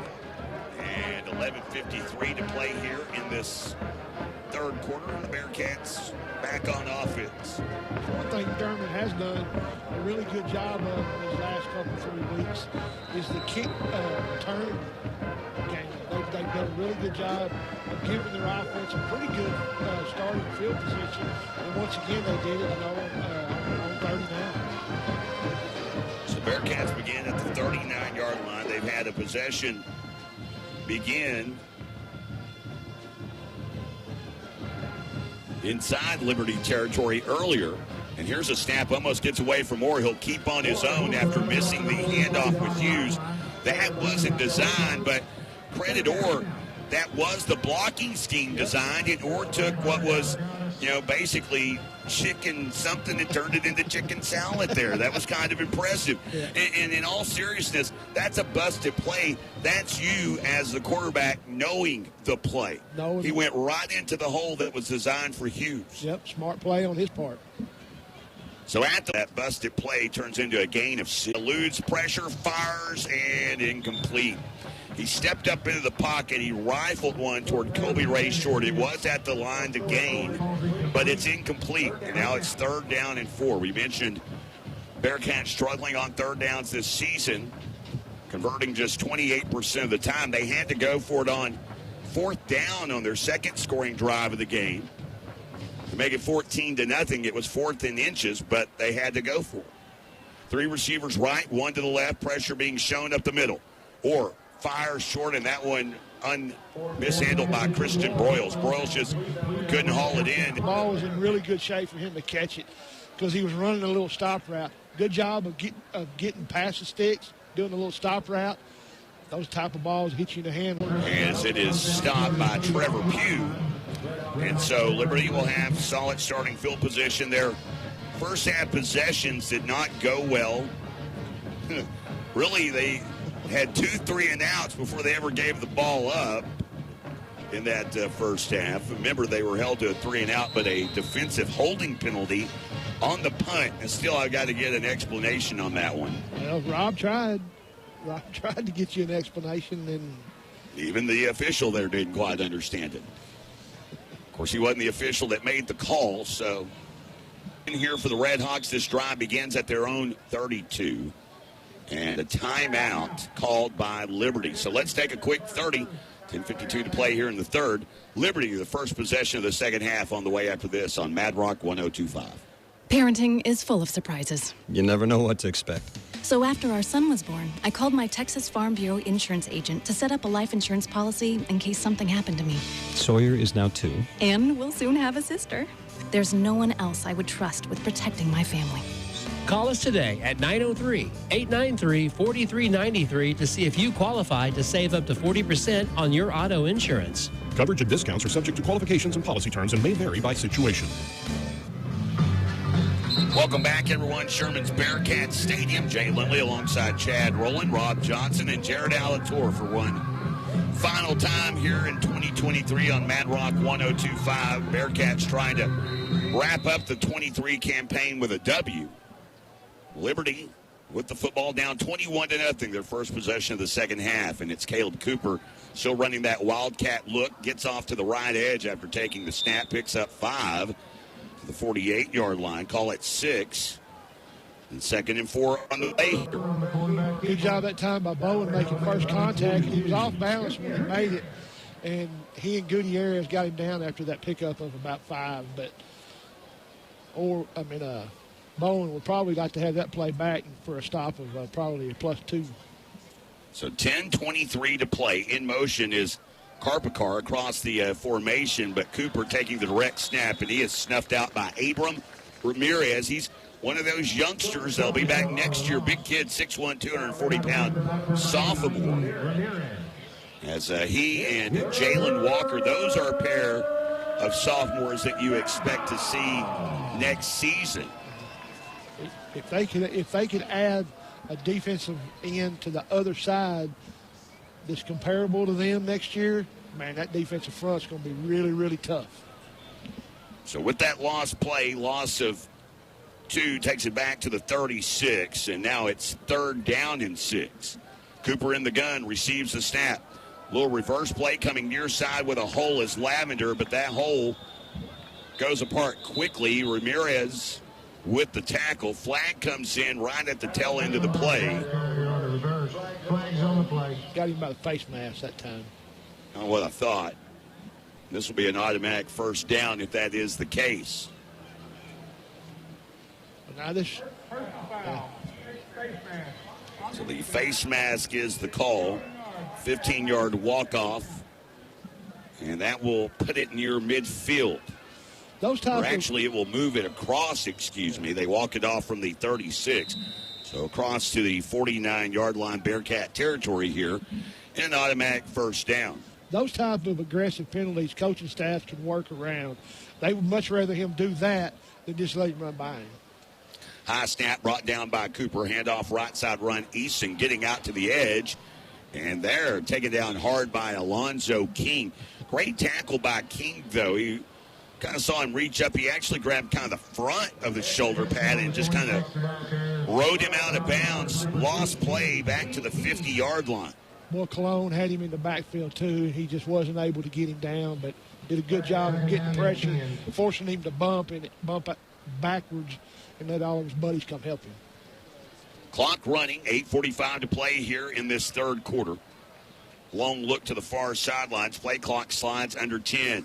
Cooper playing quarterback tonight. Caleb Cooper, he's been the leading rusher for Liberty this season. Handoff as it is Kamari Daniels. And Daniels running off left tackle down to the Bearcat 46-yard line. Gain of 4 on the play. Collins did a great job that time of running him down from the backside. 3rd down and 7 here. Line to gain is at the 39-yard line.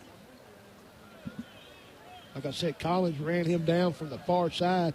That's just effort. And that's the type of stuff that a winning team is built on. Cooper in the gun, 2 receivers right now, man in motion, right to left is Eason. They'll hand off Lavender, though, counter play out to the 45. King stands him up and then rides him out of bounds. So King able to get him out at the 42. That's 4 yards short of a first down. And now you would think Liberty will go for it here, 4th down and short. They have gone for it on 4th down earlier tonight, failed to convert. You go back to that play, King did a great job of getting his head in front of the running back and running his feet and not letting him gain any more yards. That's what they used to call across the bow, and I think they're trying to get away from it again. But really good job of getting his head in front and not allowing yardage. Cooper receives the snap. Direct quarterback draw play to the right. Jadarren Holland sniffs it out. And he has stood up. He never goes down till the very end. The whistles had already blown, and a turnover on downs will give it to the Bearcats. After their first offensive possession, the second half failed to convert in any points. They were 3 and out on that first possession. We saw offensive coordinator Royce Selecta coaching up his guys down on the near side bench, and we'll see what changes were made as Sherman will come out with 7:32 to play here in the third, leading 21-0 in a drive that will begin at their own 42-yard line. Warren Company out on the field. Jerkavian Hughes to his right. Colby Ray Short a yard back and to his left. Short goes out in motion out to the right flat. They fire out that way. Caught by Short. Short ahead and crosses midfield. They'll spot him at the Liberty 49. It is a gain of 9. 2nd and 1 on the way. That was a good throw and catch. Good throw by Orr, giving his receiver an opportunity to catch the football out in space and make a move and not have to worry about the ball being at his feet or too high or anything like that.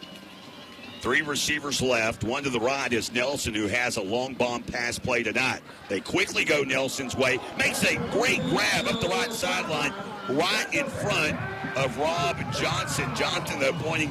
Rob, he's supposed to help the officials out. He's pointing right at the 37. He basically spotted the ball for the near side official. It is a 12-yard pickup and a First United Bank first down. Rob on to put on the zebra stripes tonight. First down and 10. Might as well. He hasn't earned his paycheck the last 2 weeks. Early movement, free play. Orr goes deep down the right side toward Nelson. Beautiful spiral. It's caught. Touchdown, Nelson. Touchdown, Sherman High. A 37-yard connection on a free play, and that was perfectly thrown by Caleb Orr. Perfect ball there. Great route, great throw, and you see the results of it. But I want to go back to the catch right before that. That shows his hand strength, the way he's able to go up, catch it, and it almost slipped through his hands. And with the hand strength, he was able to squeeze it and come down with it. 6:42 to play. Bearcats leading as Diaz on for the extra point. And Carlos Diaz remains perfect on extra points this season. 28-0. Bearcats in front. 6:42 to play in the third. Back after this on Mad Rock 102.5. Your home, by far, is one of the biggest investments you'll ever make. What do you do when you suddenly find yourself with severe damage from hail or wind? It's all going to be okay. Just call Abel Alleman Roofing. The staff at Abel Alleman Roofing are experts at working with your insurance company and specialize in protecting your biggest investment. Go to TexomasBestRoofer.com. Get started on your free estimate today. In Sherman or Durant, Abel Alleman Roofing has got Texoma covered. 28-0 our score. 6:42 to play here in the third. Your Whataburger kickoff here. And it's a fake onside kick by Mendoza, and now they'll line it up. Whataburger, why go anywhere else? Of course, conveniently located just across from Bearcat Stadium, across from now the raised highways. It used to be raised. It's really raised now. Mendoza, the short end over end kick, fielded at the 14. Out to the 20, and nothing going there for Laurent. So Thay Laurent getting a return out to the 21, and here is Jared Alator with a Jeff's Auto Sales scoring drive recap. Thank you, Jay. 3 plays, 58 yards in 50 seconds. All thanks to Randy Nelson, 37 yards out from Caleb Moore with a catch and run. It is Sherman 28-0 at home. Back-to-back catches, by the way, on those final 2 plays by Randy Nelson. And, you talk about, and we'll touch on this after this snap as Cooper in the gun here for the Red Hawks. He'll hand off near side run. It's Eason from the 21, plunges over the 25. Forward progress mark to the 27. Gain of 6 as he is corralled there. And then there comes a little extra. Jadarian Holland flags fly everywhere. A little extra shove there from Ben Doucette, senior, shoving senior Jadarian Holland. So, again, we talked about that, about the fact that you got 2 teams that have had tough seasons. You got seniors that are realizing that their careers are coming to a close, and you got the potential there of maybe some extracurriculars. There are 5 flags on the field. But back to that as they sort this out. Caleb Orr, keep in mind he has been playing now with a hairline fracture. Didn't play against Reedy. So the last 2 weeks has been playing with a hairline fracture in his throwing hand, his index finger. Those last 2 throws were very impressive. Yes, they were. Absolutely. So multiple unsportsmanlike. On the offense, number 54. On the defense, number 9. Those penalties on set. Each player's first unsportsmanlike conduct of the game. So unsportsmanlike, again, it's funny, unsportsmanlike was called against Zen Amir, number 54, and Kevon Cox of Sherman, number 9. The fisticuffs we saw was between Ben Doucette, the senior, number 50, and Jadarian Holland, number 32. So either way, they walk it back. Well, they don't walk anything. It's just offsetting. And nothing happened. And it's 2nd down and 5 with 6:19 to play. And now the clock rolling here in the 3rd. Bearcats leading 28-0. 2 receivers out to the left. In motion now as Lavender takes the sweep handoff to the right side. And a great play made over there by Kane Bowen. And now another flag comes in. Number 1 Bowen on the tackle. Very late on the play, and official referee pointing at one of the Liberty offensive linemen.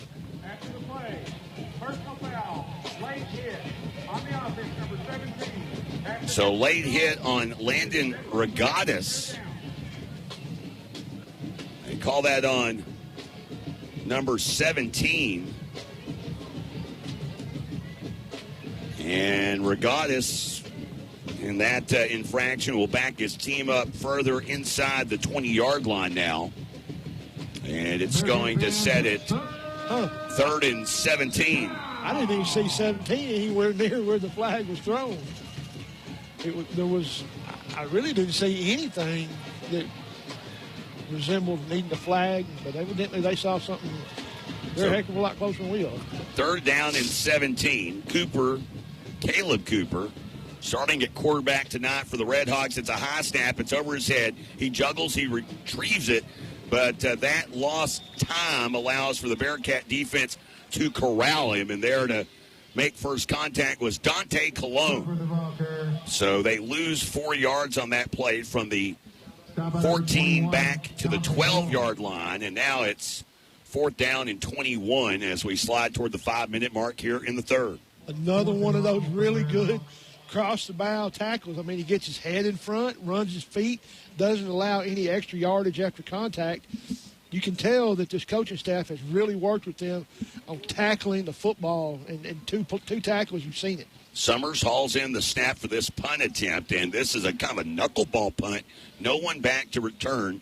and it stops short of midfield, and there's more extracurricular out on the field as Ryan Chapman, senior, locks up with senior Jace Drost. The two gunners getting into it, and they're going to call defensive hold against Sherman, it looks like. Yeah, but that was after the ball was kicked, so Sherman should still return the football, unlike that very first, the first series of the game. During the kick, holding on the return team, number 8, 10 yards from the end of the kick, first down. So the holding penalty will move the Bearcats back. They will retain possession of the football. You know, that's what a lot of these, I mean, and you see a lot of it. You see these offensive linemen get their hands on, and that's what happened over there. They get their hands on them, and they'll take and they'll sling them down, and then the officials will throw a flag on it, and they don't understand what they're doing, why they're getting called for holding. That's an obvious hold whenever you sling somebody down because you have to have a hold of it. 3 receivers left. Handoff to Kavian Hughes up the middle. Plunges in for yard and a half to the 43-yard line. As in on the stop, big number 56, Jaden Simmons, a senior, 6 foot, 260-pounder. So gain of 2 brings up second down and 8. They have it marked at the 43. And second down and 8 coming up here. Closing in on 4 minutes remaining. Hughes to the left of Orr, now short in motion. Takes the jet sweep, handoff to the left. Has a crease. Now bounces out. And it's going to be stopped up midfield. Wrapping him up was Kyron Simon, the junior linebacker, 5'10", 170-pounder. And third and short coming up here. Good job that time where Hughes blocking downfield was able to give him a little bit of crease to get those positive yardage. So third down and 2. 3:45 to play here in the third quarter. 3 receivers right, 1 to the left as Micah Hunt all alone. Liberty showing pressure up the middle, and now Kamari Daniels relinks back. Kind of into coverage here. They were showing blitz, and now they back off of it. They're still going. Yeah, I see Daniels. He's just repositioned himself, trying to come off of the edge. Fires it out into the right flat. Caught short, blockers in front to the 40. Makes a cut to the 35 and then hit from behind. And Chapman rides him out of bounds as Kobe Ray short. You see where they have him marked at. They have him marked right now, I think, at the 27. There is a shaken up Red Hawk down at the 45-yard line. It is the 27, and it is a pickup of 24 yards for Kobe Ray short. And so far tonight, it has been a pretty clean night for one Caleb Orr. 14 of 18 passing, 238 yards and 4 scores in this game. The Red Hawks shaking up on the field, Ryan Chapman, and that'll take us to an ER of Sherman. Injury time out. Actually, no. He gets up, and it's not Chapman. It's number 3, so it's Faye Laurent who's shaken up. ER of Sherman. ER of Sherman is a service of Texoma Medical Center. Ready 24/7 to provide you emergency care. That is good for even you outdoorsmen that are going to the woods. I say that to you, Chad. I know that you're happy to you hang up the headset. You hung up the zebra stripes last night for the season. You hang up the headset tonight. And literally, happy hunting the next couple of weeks. I prefer a backstrap, sir. Just saying. Well, I didn't shoot one. How about that? That stuff's like gold, man. Closing down on the 3-minute mark here in the third. Bearcats on the drive, now at the Liberty 27-yard line. Orr claps his hands down, looks to the near sideline, gets the call, sends out of the backfield the tailback Jackie Johnson. Orr goes opposite way, finds Nelson, caught 20-15, bounces to the 10.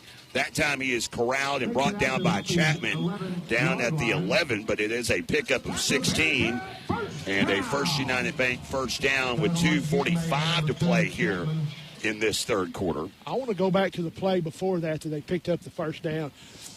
Jacavian Hughes was running interference with him, or for the running back. Really good job and a smart play on his part. He had an opportunity to block a guy in the back, slowed up, didn't do it, allowed the yardage to be picked up. Short takes the jet sweep handoff to the right, down to the 10, and is brought down at the 7, and brought down by Amajay Lavender. Gain of 4 on the play, as it is 2:10 to play here in this third quarter. And the Bearcats now deep in the red zone. It's 2nd down and 6. They can pick up a first down without a touchdown. Or receives a snap, looks right, and flags blow this dead. And see what the infraction is. The flag coming from the back judge, Scott Kramer. I think they're going to get Liberty for... Excuse me, it wasn't Kramer. Excuse me, it was the umpire, Derwin King, that threw that.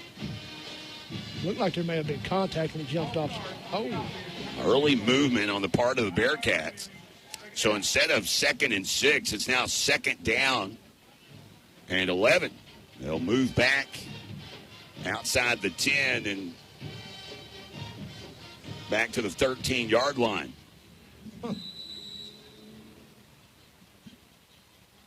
Have it at the 12, excuse me.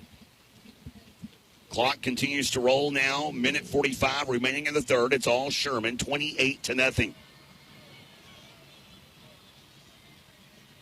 Here's Orr in the gun. Receives a snap, handoff right up the middle, Jerkavian Hughes, and right into the end zone.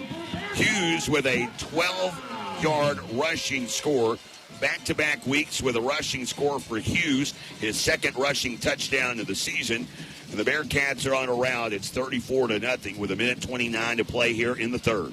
That play there was made by number 55, Bedford. He pulls and he traps the defensive tackle just as the running back is getting by. If he doesn't get that block, it's not a touchdown, and that's a heck of a block by him. So the extra point from Diaz is good. 35-0 our score. Bearcats in control as we near the end of the third quarter. Back after this on Mad Rock 102.5. Simmons Bank, nominated by Forbes magazine as a top U.S. bank, takes great pride in investing in our friends and neighbors. For more than 100 years, we've worked to make our customers' dreams come true, earning trust with convenient and reliable financial tools, checking and savings accounts, home and consumer loans, small business loans, and low-rate credit cards. Wherever you are on your financial journey, we're there with you every step of the way. Simmons Bank, member FDIC, equal housing lender, subject to credit approval. Welcome back, everyone. Just in time for your Whataburger kickoff. Bearcats in control, 35-0. Whataburger, why go anywhere else? These Bearcats looking to wrap up with a win, and they are well on their way right now. As Mendoza shows the onside, but doesn't execute. And now they'll back out. Get into the traditional lineup, and here is Mendoza, your Whataburger south to north, left to right kickoff. End over end kick. It is fielded by Chapman. Fair caught inside the 10, so out to the 25 he'll go. And here is one Jared Alatorre with a Jeff's Auto Sales scoring drive recap. Jared. Jay, 6 plays, 49 yards. Time of possession, 3 minutes, 17 seconds, all capped off. Jerkavian Hughes running it in from 12 yards out. It is Sherman 35-0 here at home, Jay. So, here come the Redhawks out on offense for the third time here in this half. It has not gone well. They have only, to this point, ran 9 offensive plays on those 2 previous possessions. This drive begins at their own 25-yard line.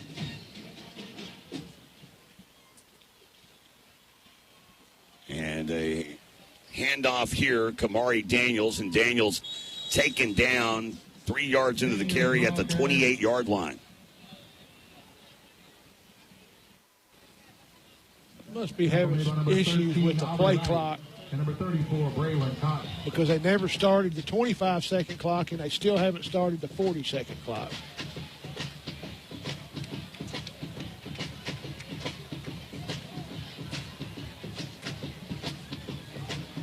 So 2nd down and 7.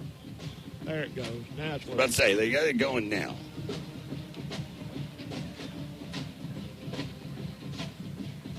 And after a long look to the far sidelines, it is Regattas in at quarterback. They've ran 3 different guys out there to take a snap. They've only had 3 pass plays, though, tonight. Handoff Easton running right side. Big running room 30. And is taken down by Drost over on the far side of the field, but it is a gain of 7. And a First United Bank first down for the Liberty Redhawks as we slide toward the 22nd mark here in the third. Bearcats leading big. They've put up 2 more scores here in this third quarter. They lead 35-0. And I'm not sure Liberty will get off another snap. I don't think they're going to do it. Regattas is there. They don't have to take a snap, and they will not get one off. So our score as we head into the fourth, it's 35-0. It's all Sherman here at home in the season finale. Sherman Bearcat football continues after this on Mad Rock 102.5. Score a great deal with Airview AC. Buy one, get one free. Only pay for the outside unit and get the indoor unit free. That's right. Pay for the outside unit and get the inside unit free. Call for your free quote today. 972-658-1784. That's 972-658-1784. Or visit airviewac.com. Offer applies to a straight AC or heat pump on any Sear or Train equipment. Airview AC. Score a great deal.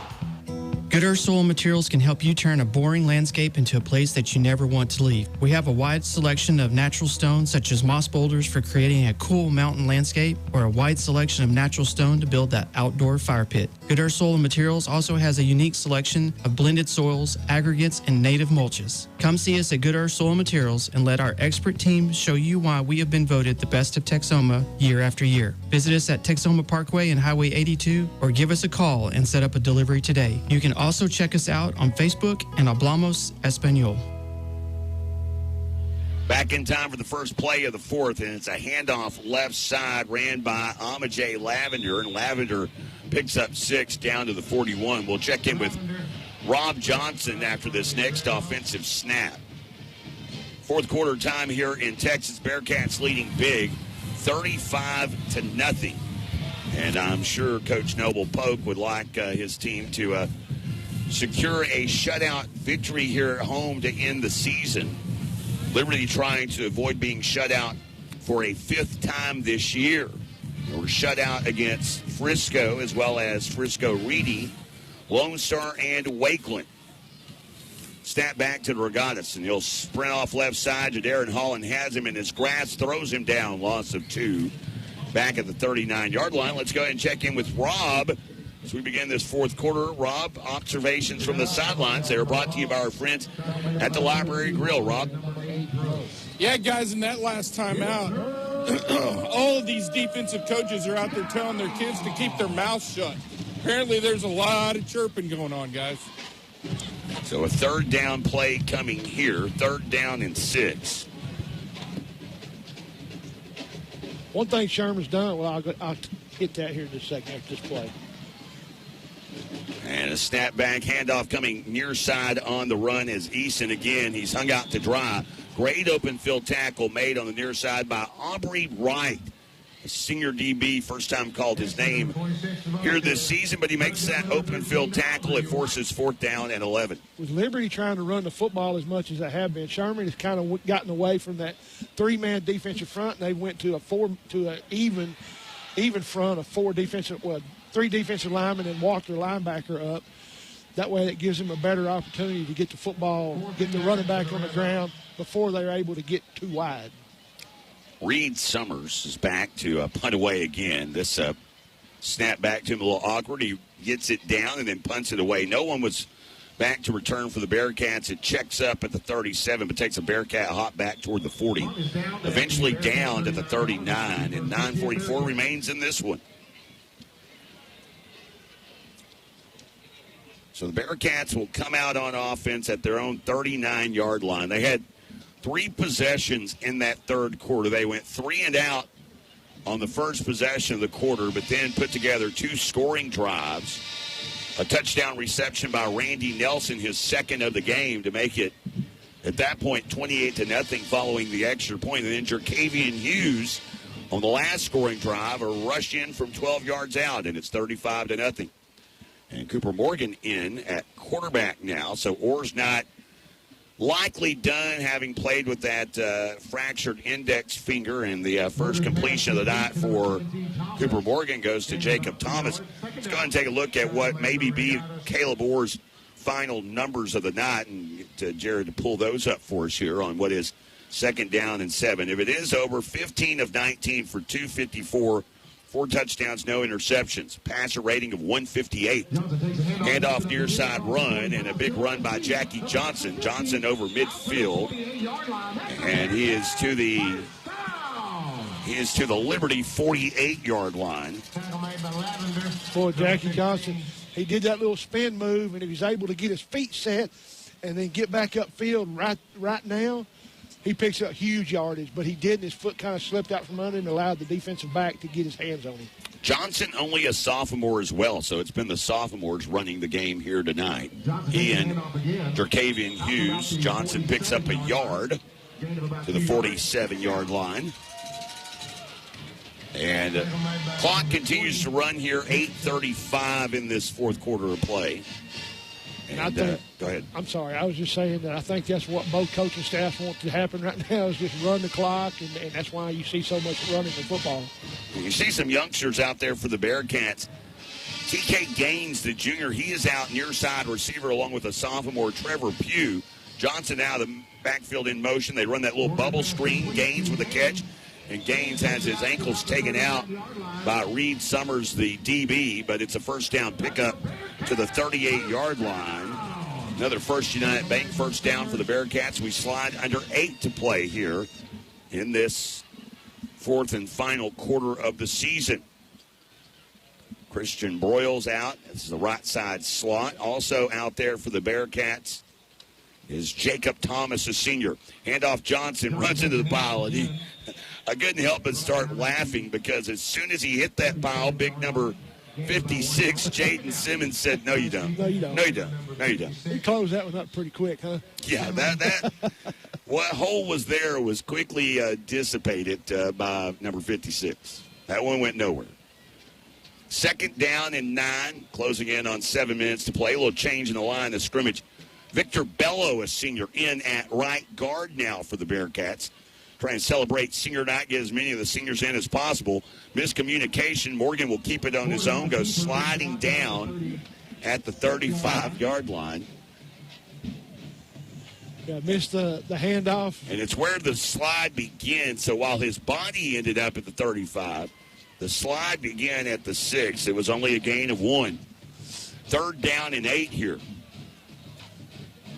Morgan now has the call, sliding under 20 seconds on the play clock, 6:45 to play here in the fourth.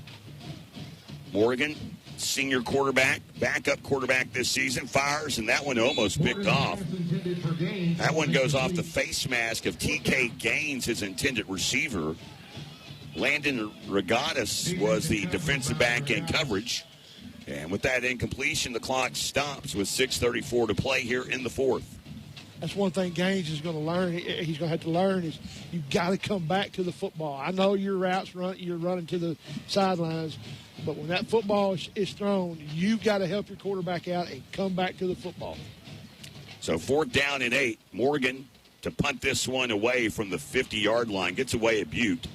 Fair caught inside the 5. And that might have been an ill-timed decision on the part of Tanae Carpercar because he was in such a way. He was at the 2. That thing had a lot behind it. I highly doubt it was going to check up, probably going to go into the end zone. Instead, he filled it. It's a fair catch at the 3. And now Liberty is pinned back at their own 3-yard line with 6:26 to play. You go back, and this is old school, and it happened back 100 years ago whenever we used to play. Coaches always said, put your heels on the 10. If you have to back up to catch it, let it go over your head. Perfect example right now. That ball would have kicked into the end zone. Now they got it at the 3. Regatas in at quarterback. Calls the snap, receives it, hands off. Kamari Daniels runs left. Stood up there by Kane Bowen, taken down for a loss at the 2. Interesting to see how many total yards that Liberty has. Well, we can get a quick check. That's a loss of 1 after the tackle by Bowen. And right now, total yards on the night for Frisco Liberty. The count, 345 for the Bearcats, 113 for Frisco Liberty here tonight. And again, they have really been a one-tool offense this evening. We've only seen 3 pass attempts. Don't know what their quarterback situation is. As here's a toss sweep on the near side, and that play really going nowhere for Daniel Eason. There is a flag right at the goal line. And that defense, they're playing it just the way. Well, we got timeout. Oh, we got a flag down on the far side of the field. But the defense did a great job of forcing the play back into where everyone's coming from. And Bowen, he has been running sideline to sideline tonight, making plays. Heck of a job. So illegal shift. And the clock kept running. The clock crew downstairs tried to get a little bit closer to the post-game meal. Not going to happen, boys. Put another 20 seconds back up on the clock, and the illegal motion penalty declined. It's going to bring up 3rd down and long. Guys downstairs are going, man, that Chick-fil-A we had, it's wore off. Wore off. And everybody's looking down on the opposite end, so it just... Hey, look at that flag. Let's let 20 tick off. That didn't happen. Now the clock, though, is ticking, and we're under 5:30 to play here in the 4th. Reganis in the gun. He's in his own end zone, though. They've had some snap issues. Handoff here and a safety. Taken back. Perhaps the hit of the night. And getting back there, offensive lineman, and by the way, fishing expert, Drake Holmes. So Holmes gets to play a little defense here on senior night, and he has the defense scoring 2 as the safety makes it 37-0, and that may be your QC Kinetics hit of the night. That's awesome to see those offensive linemen. You know, they always say they can play defensive line, just like defensive linemen say they can play running back or linebacker, whatever. But it's good that Sherman's at the point now to where they can run those guys out there, give them a shot in their last game. Kudos to Coach Alleman for getting them in there. But if you remember back in 2015-14, Greenville, yes, Terrence Franklin gets the football. What happened there? Yeah. They ended the game with a minute something left in the game because it. Well, that, by the way, would have been 2013. That was the final year of Gary Joe Kinney. And had a great run in his 5 seasons, 41-18. But that was his lone losing campaign. Went 4-6 that year. And you're right, Greenville was in the midst of a run like Liberty is currently in. And you bring that up. That is true. That happened. And the next thing you know, I think there was a little less time than that. I think it was about 45, maybe. Was there that much? You might be right. There might have been about a minute left. I mean, there was certainly at least one more snap to be had before knee, and things got heated, to say the least. And they said, "Okay, let's go home." I see Terrence every now and then. See his mom downstairs. He's got a brother that's in the band now. She's still upset that he got 2 weeks of in-school suspension because of that, him getting kicked in the head. Here is the Wanneberger safety kickoff. It's fielded by Colby Ray Short at the 35. Brings it out to the 50, cut to the 45. Up the left sideline, he's got one man to beat. It's Summers. And Summers, he's not your normal kicker. He's a DB also. And Colby Ray Short is down at the 20. Then flags come flying in at the tail end of this one.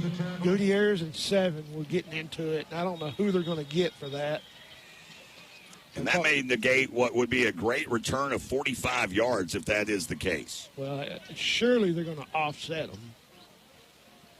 He fielded it at the 30, returned it, or 35, excuse me, returned it to the 20-yard line.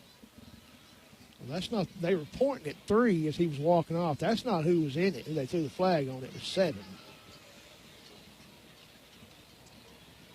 And long discussion here. They got the little pins out and their pads, and they're writing down something. There are multiple unsportsmanlike conduct fouls. Unsportsmanlike conduct on the return team, number 22, and on the kicking team, number 7. So, Bill, they did get it right. Offsetting. So, unsportsmanlike on Sherman's Braden Gutierrez. Gutierrez, the junior. He will be back next year, which means he'll probably pay a little punishment in the weight room on Monday, because that's one of the things that Coach Alleman was really irked about in Week 0, all the unsportsmanlike penalties that occurred in that game. The other one against Liberty going against Kamari Daniels. The 45-yard return, by the way,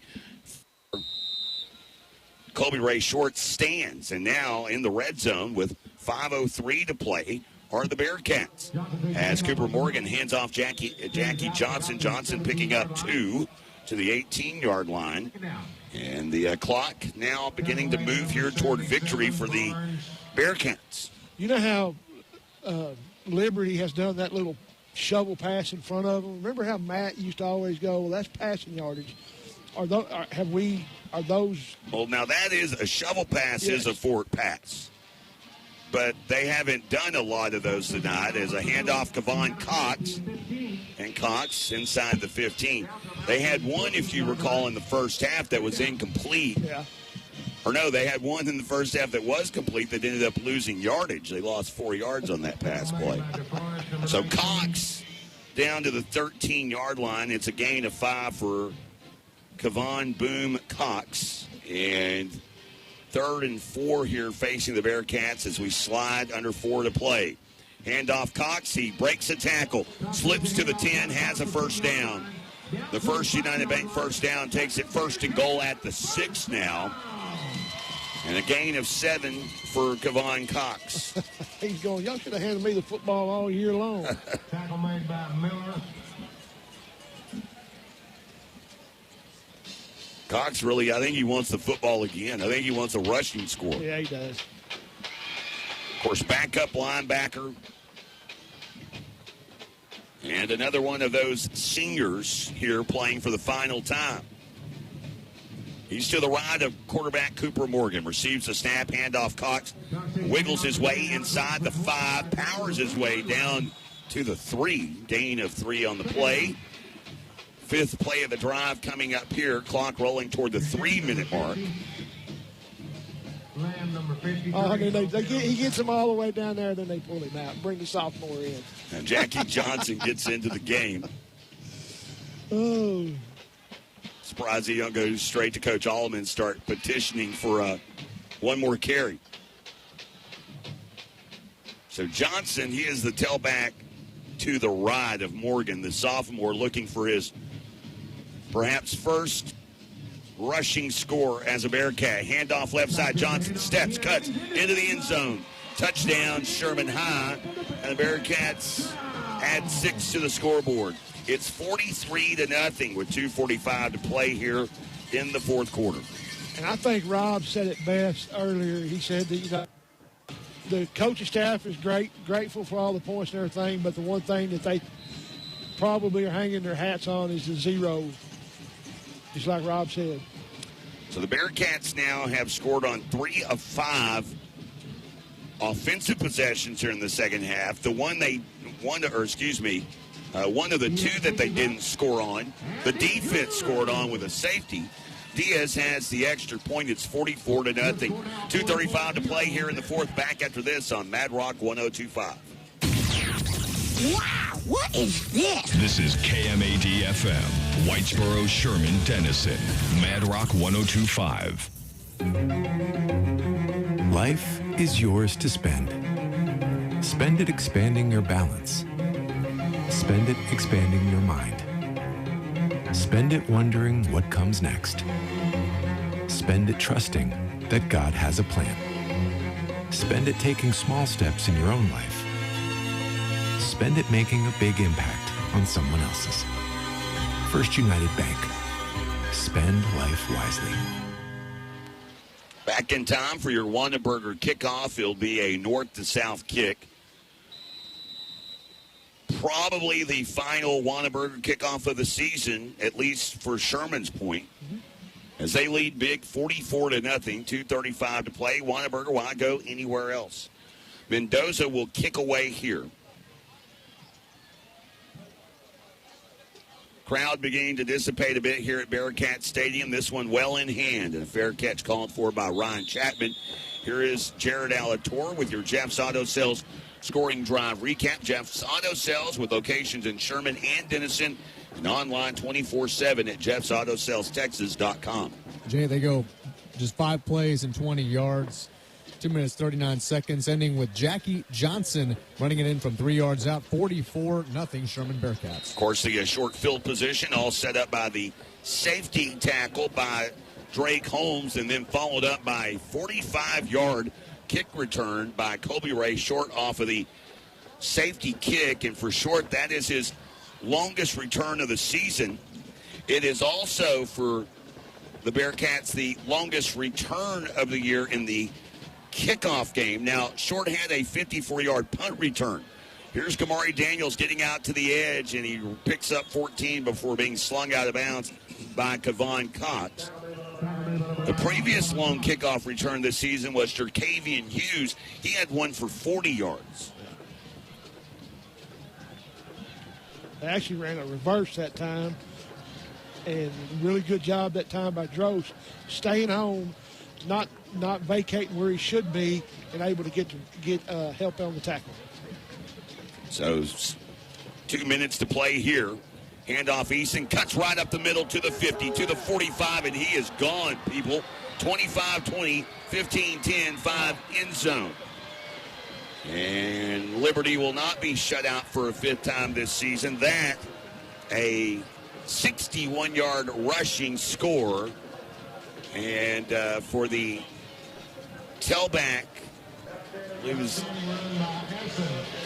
Easton with that run. And that, you want your team to win, but Easton's a guy that, I mentioned, averaging less than a yard per carry this season. Had only seen 24 carries coming into the night. One of the bulk games that he had was against Frisco Liberty, who may be the best disciplined defense in this league. And while it runs the shutout, here's a high snap. It's brought down. Extra point from Summers is good. You got to feel good for the kid, because now he goes into the off season, and he's now a plus in that column, and has a touchdown to boot, a long one, 61 yards. It's 44-7. Bearcats lead with 1:49 to play in this one. Back after this on Mad Rock 102.5. Grayson Collin Electric Cooperative is always sought to serve its members in the best way possible. Though the service area and demographics have changed over the years, one thing will always remain the same: to provide the very best possible service at the very least possible cost. They have an amazing team focused on serving the members of GCEC. Call them today at 903-482-7100 or go online for more information at gcec.net. Welcome back, everyone. Back in time for your Whataburger kickoff. As I can do this one, Jarrett. You don't have to worry.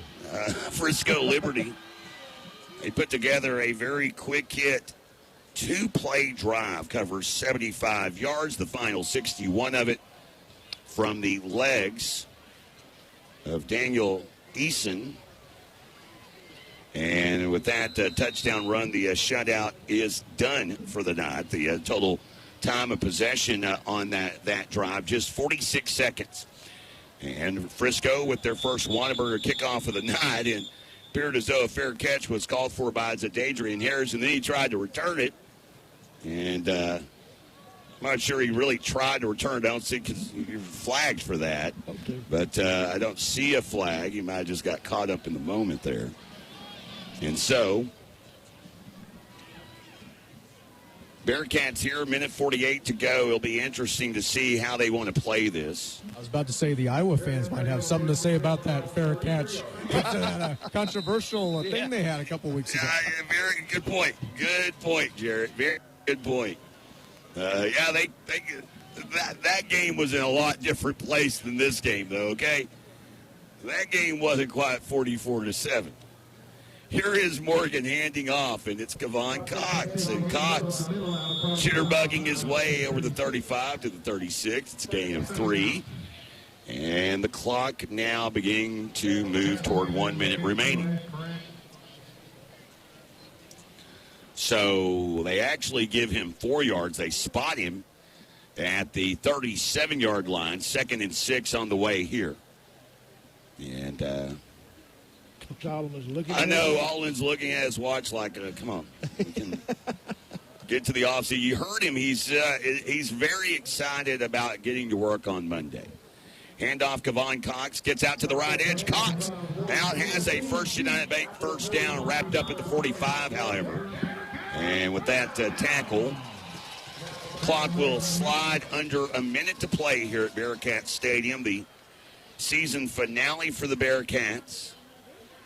Bearcats will miss the postseason for a 3rd straight year. And the last time the Bearcats had such a run was 2013 to 2016. They missed it 4 straight years during that span. Gary Joe Kinney's last year and J.D. Martinez's first year. Martinez would go to the postseason 3 of 5 seasons. Last postseason appearance, the COVID year in 2020. Bearcats take a knee, and they wrap it up here with a big win.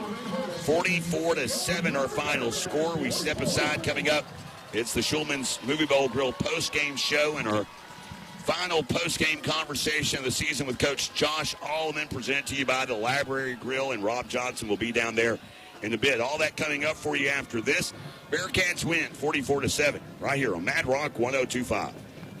The Library Grill is the perfect blend of fine dining in a relaxed atmosphere. Perfect for a special occasion or a night out to enjoy an exquisite dinner. This charming farmhouse served as Knollwood's library until 1976, when it was purchased and the Library Grill was born. They are open Monday through Saturday for dinner and Sunday for brunch. Call the Library Grill for reservations today. 903-893-5747. 903-893-5747. You may not think of yourself as an athlete, but everyday life is full of athletic feats. You bend, you reach, you lift, you twist until back, neck, or shoulder pain hits, which brings you to a stop.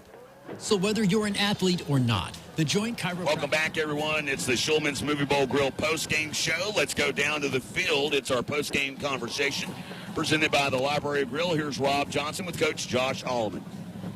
Well, Coach, that had to feel good. Let me just ask you that.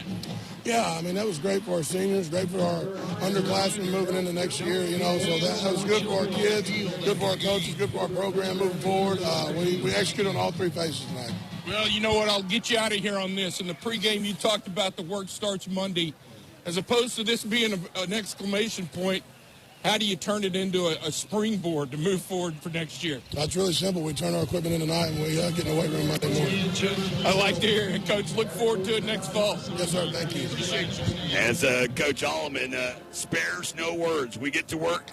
We turn in the equipment tomorrow. We get to work on Monday. 44-7, your final score here. Bearcats in 2023 on a positive winning note. And we'll have more of the Schulman's Movie Bowl Grill postgame show after this on Mad Rock 102.5. You may not think of yourself as an athlete, but everyday life is full of athletic feats. You bend, you reach, you lift, you twist until back, neck, or shoulder pain hits, which brings you to a stop. So whether you're an athlete or not, the Joint Chiropractic in Sherman can help ease your pain and keep you on the active list. Visit their Sherman location at 3903 North Sam Rayburn. Now open 7 days a week. Or go to thejointchiropractic.com today to get your first consultation, exam, and adjustment for just $29. The Joint Chiropractic. Don't do pain. Do you. Thinking about starting a degree or a certificate program at Grayson College? Or maybe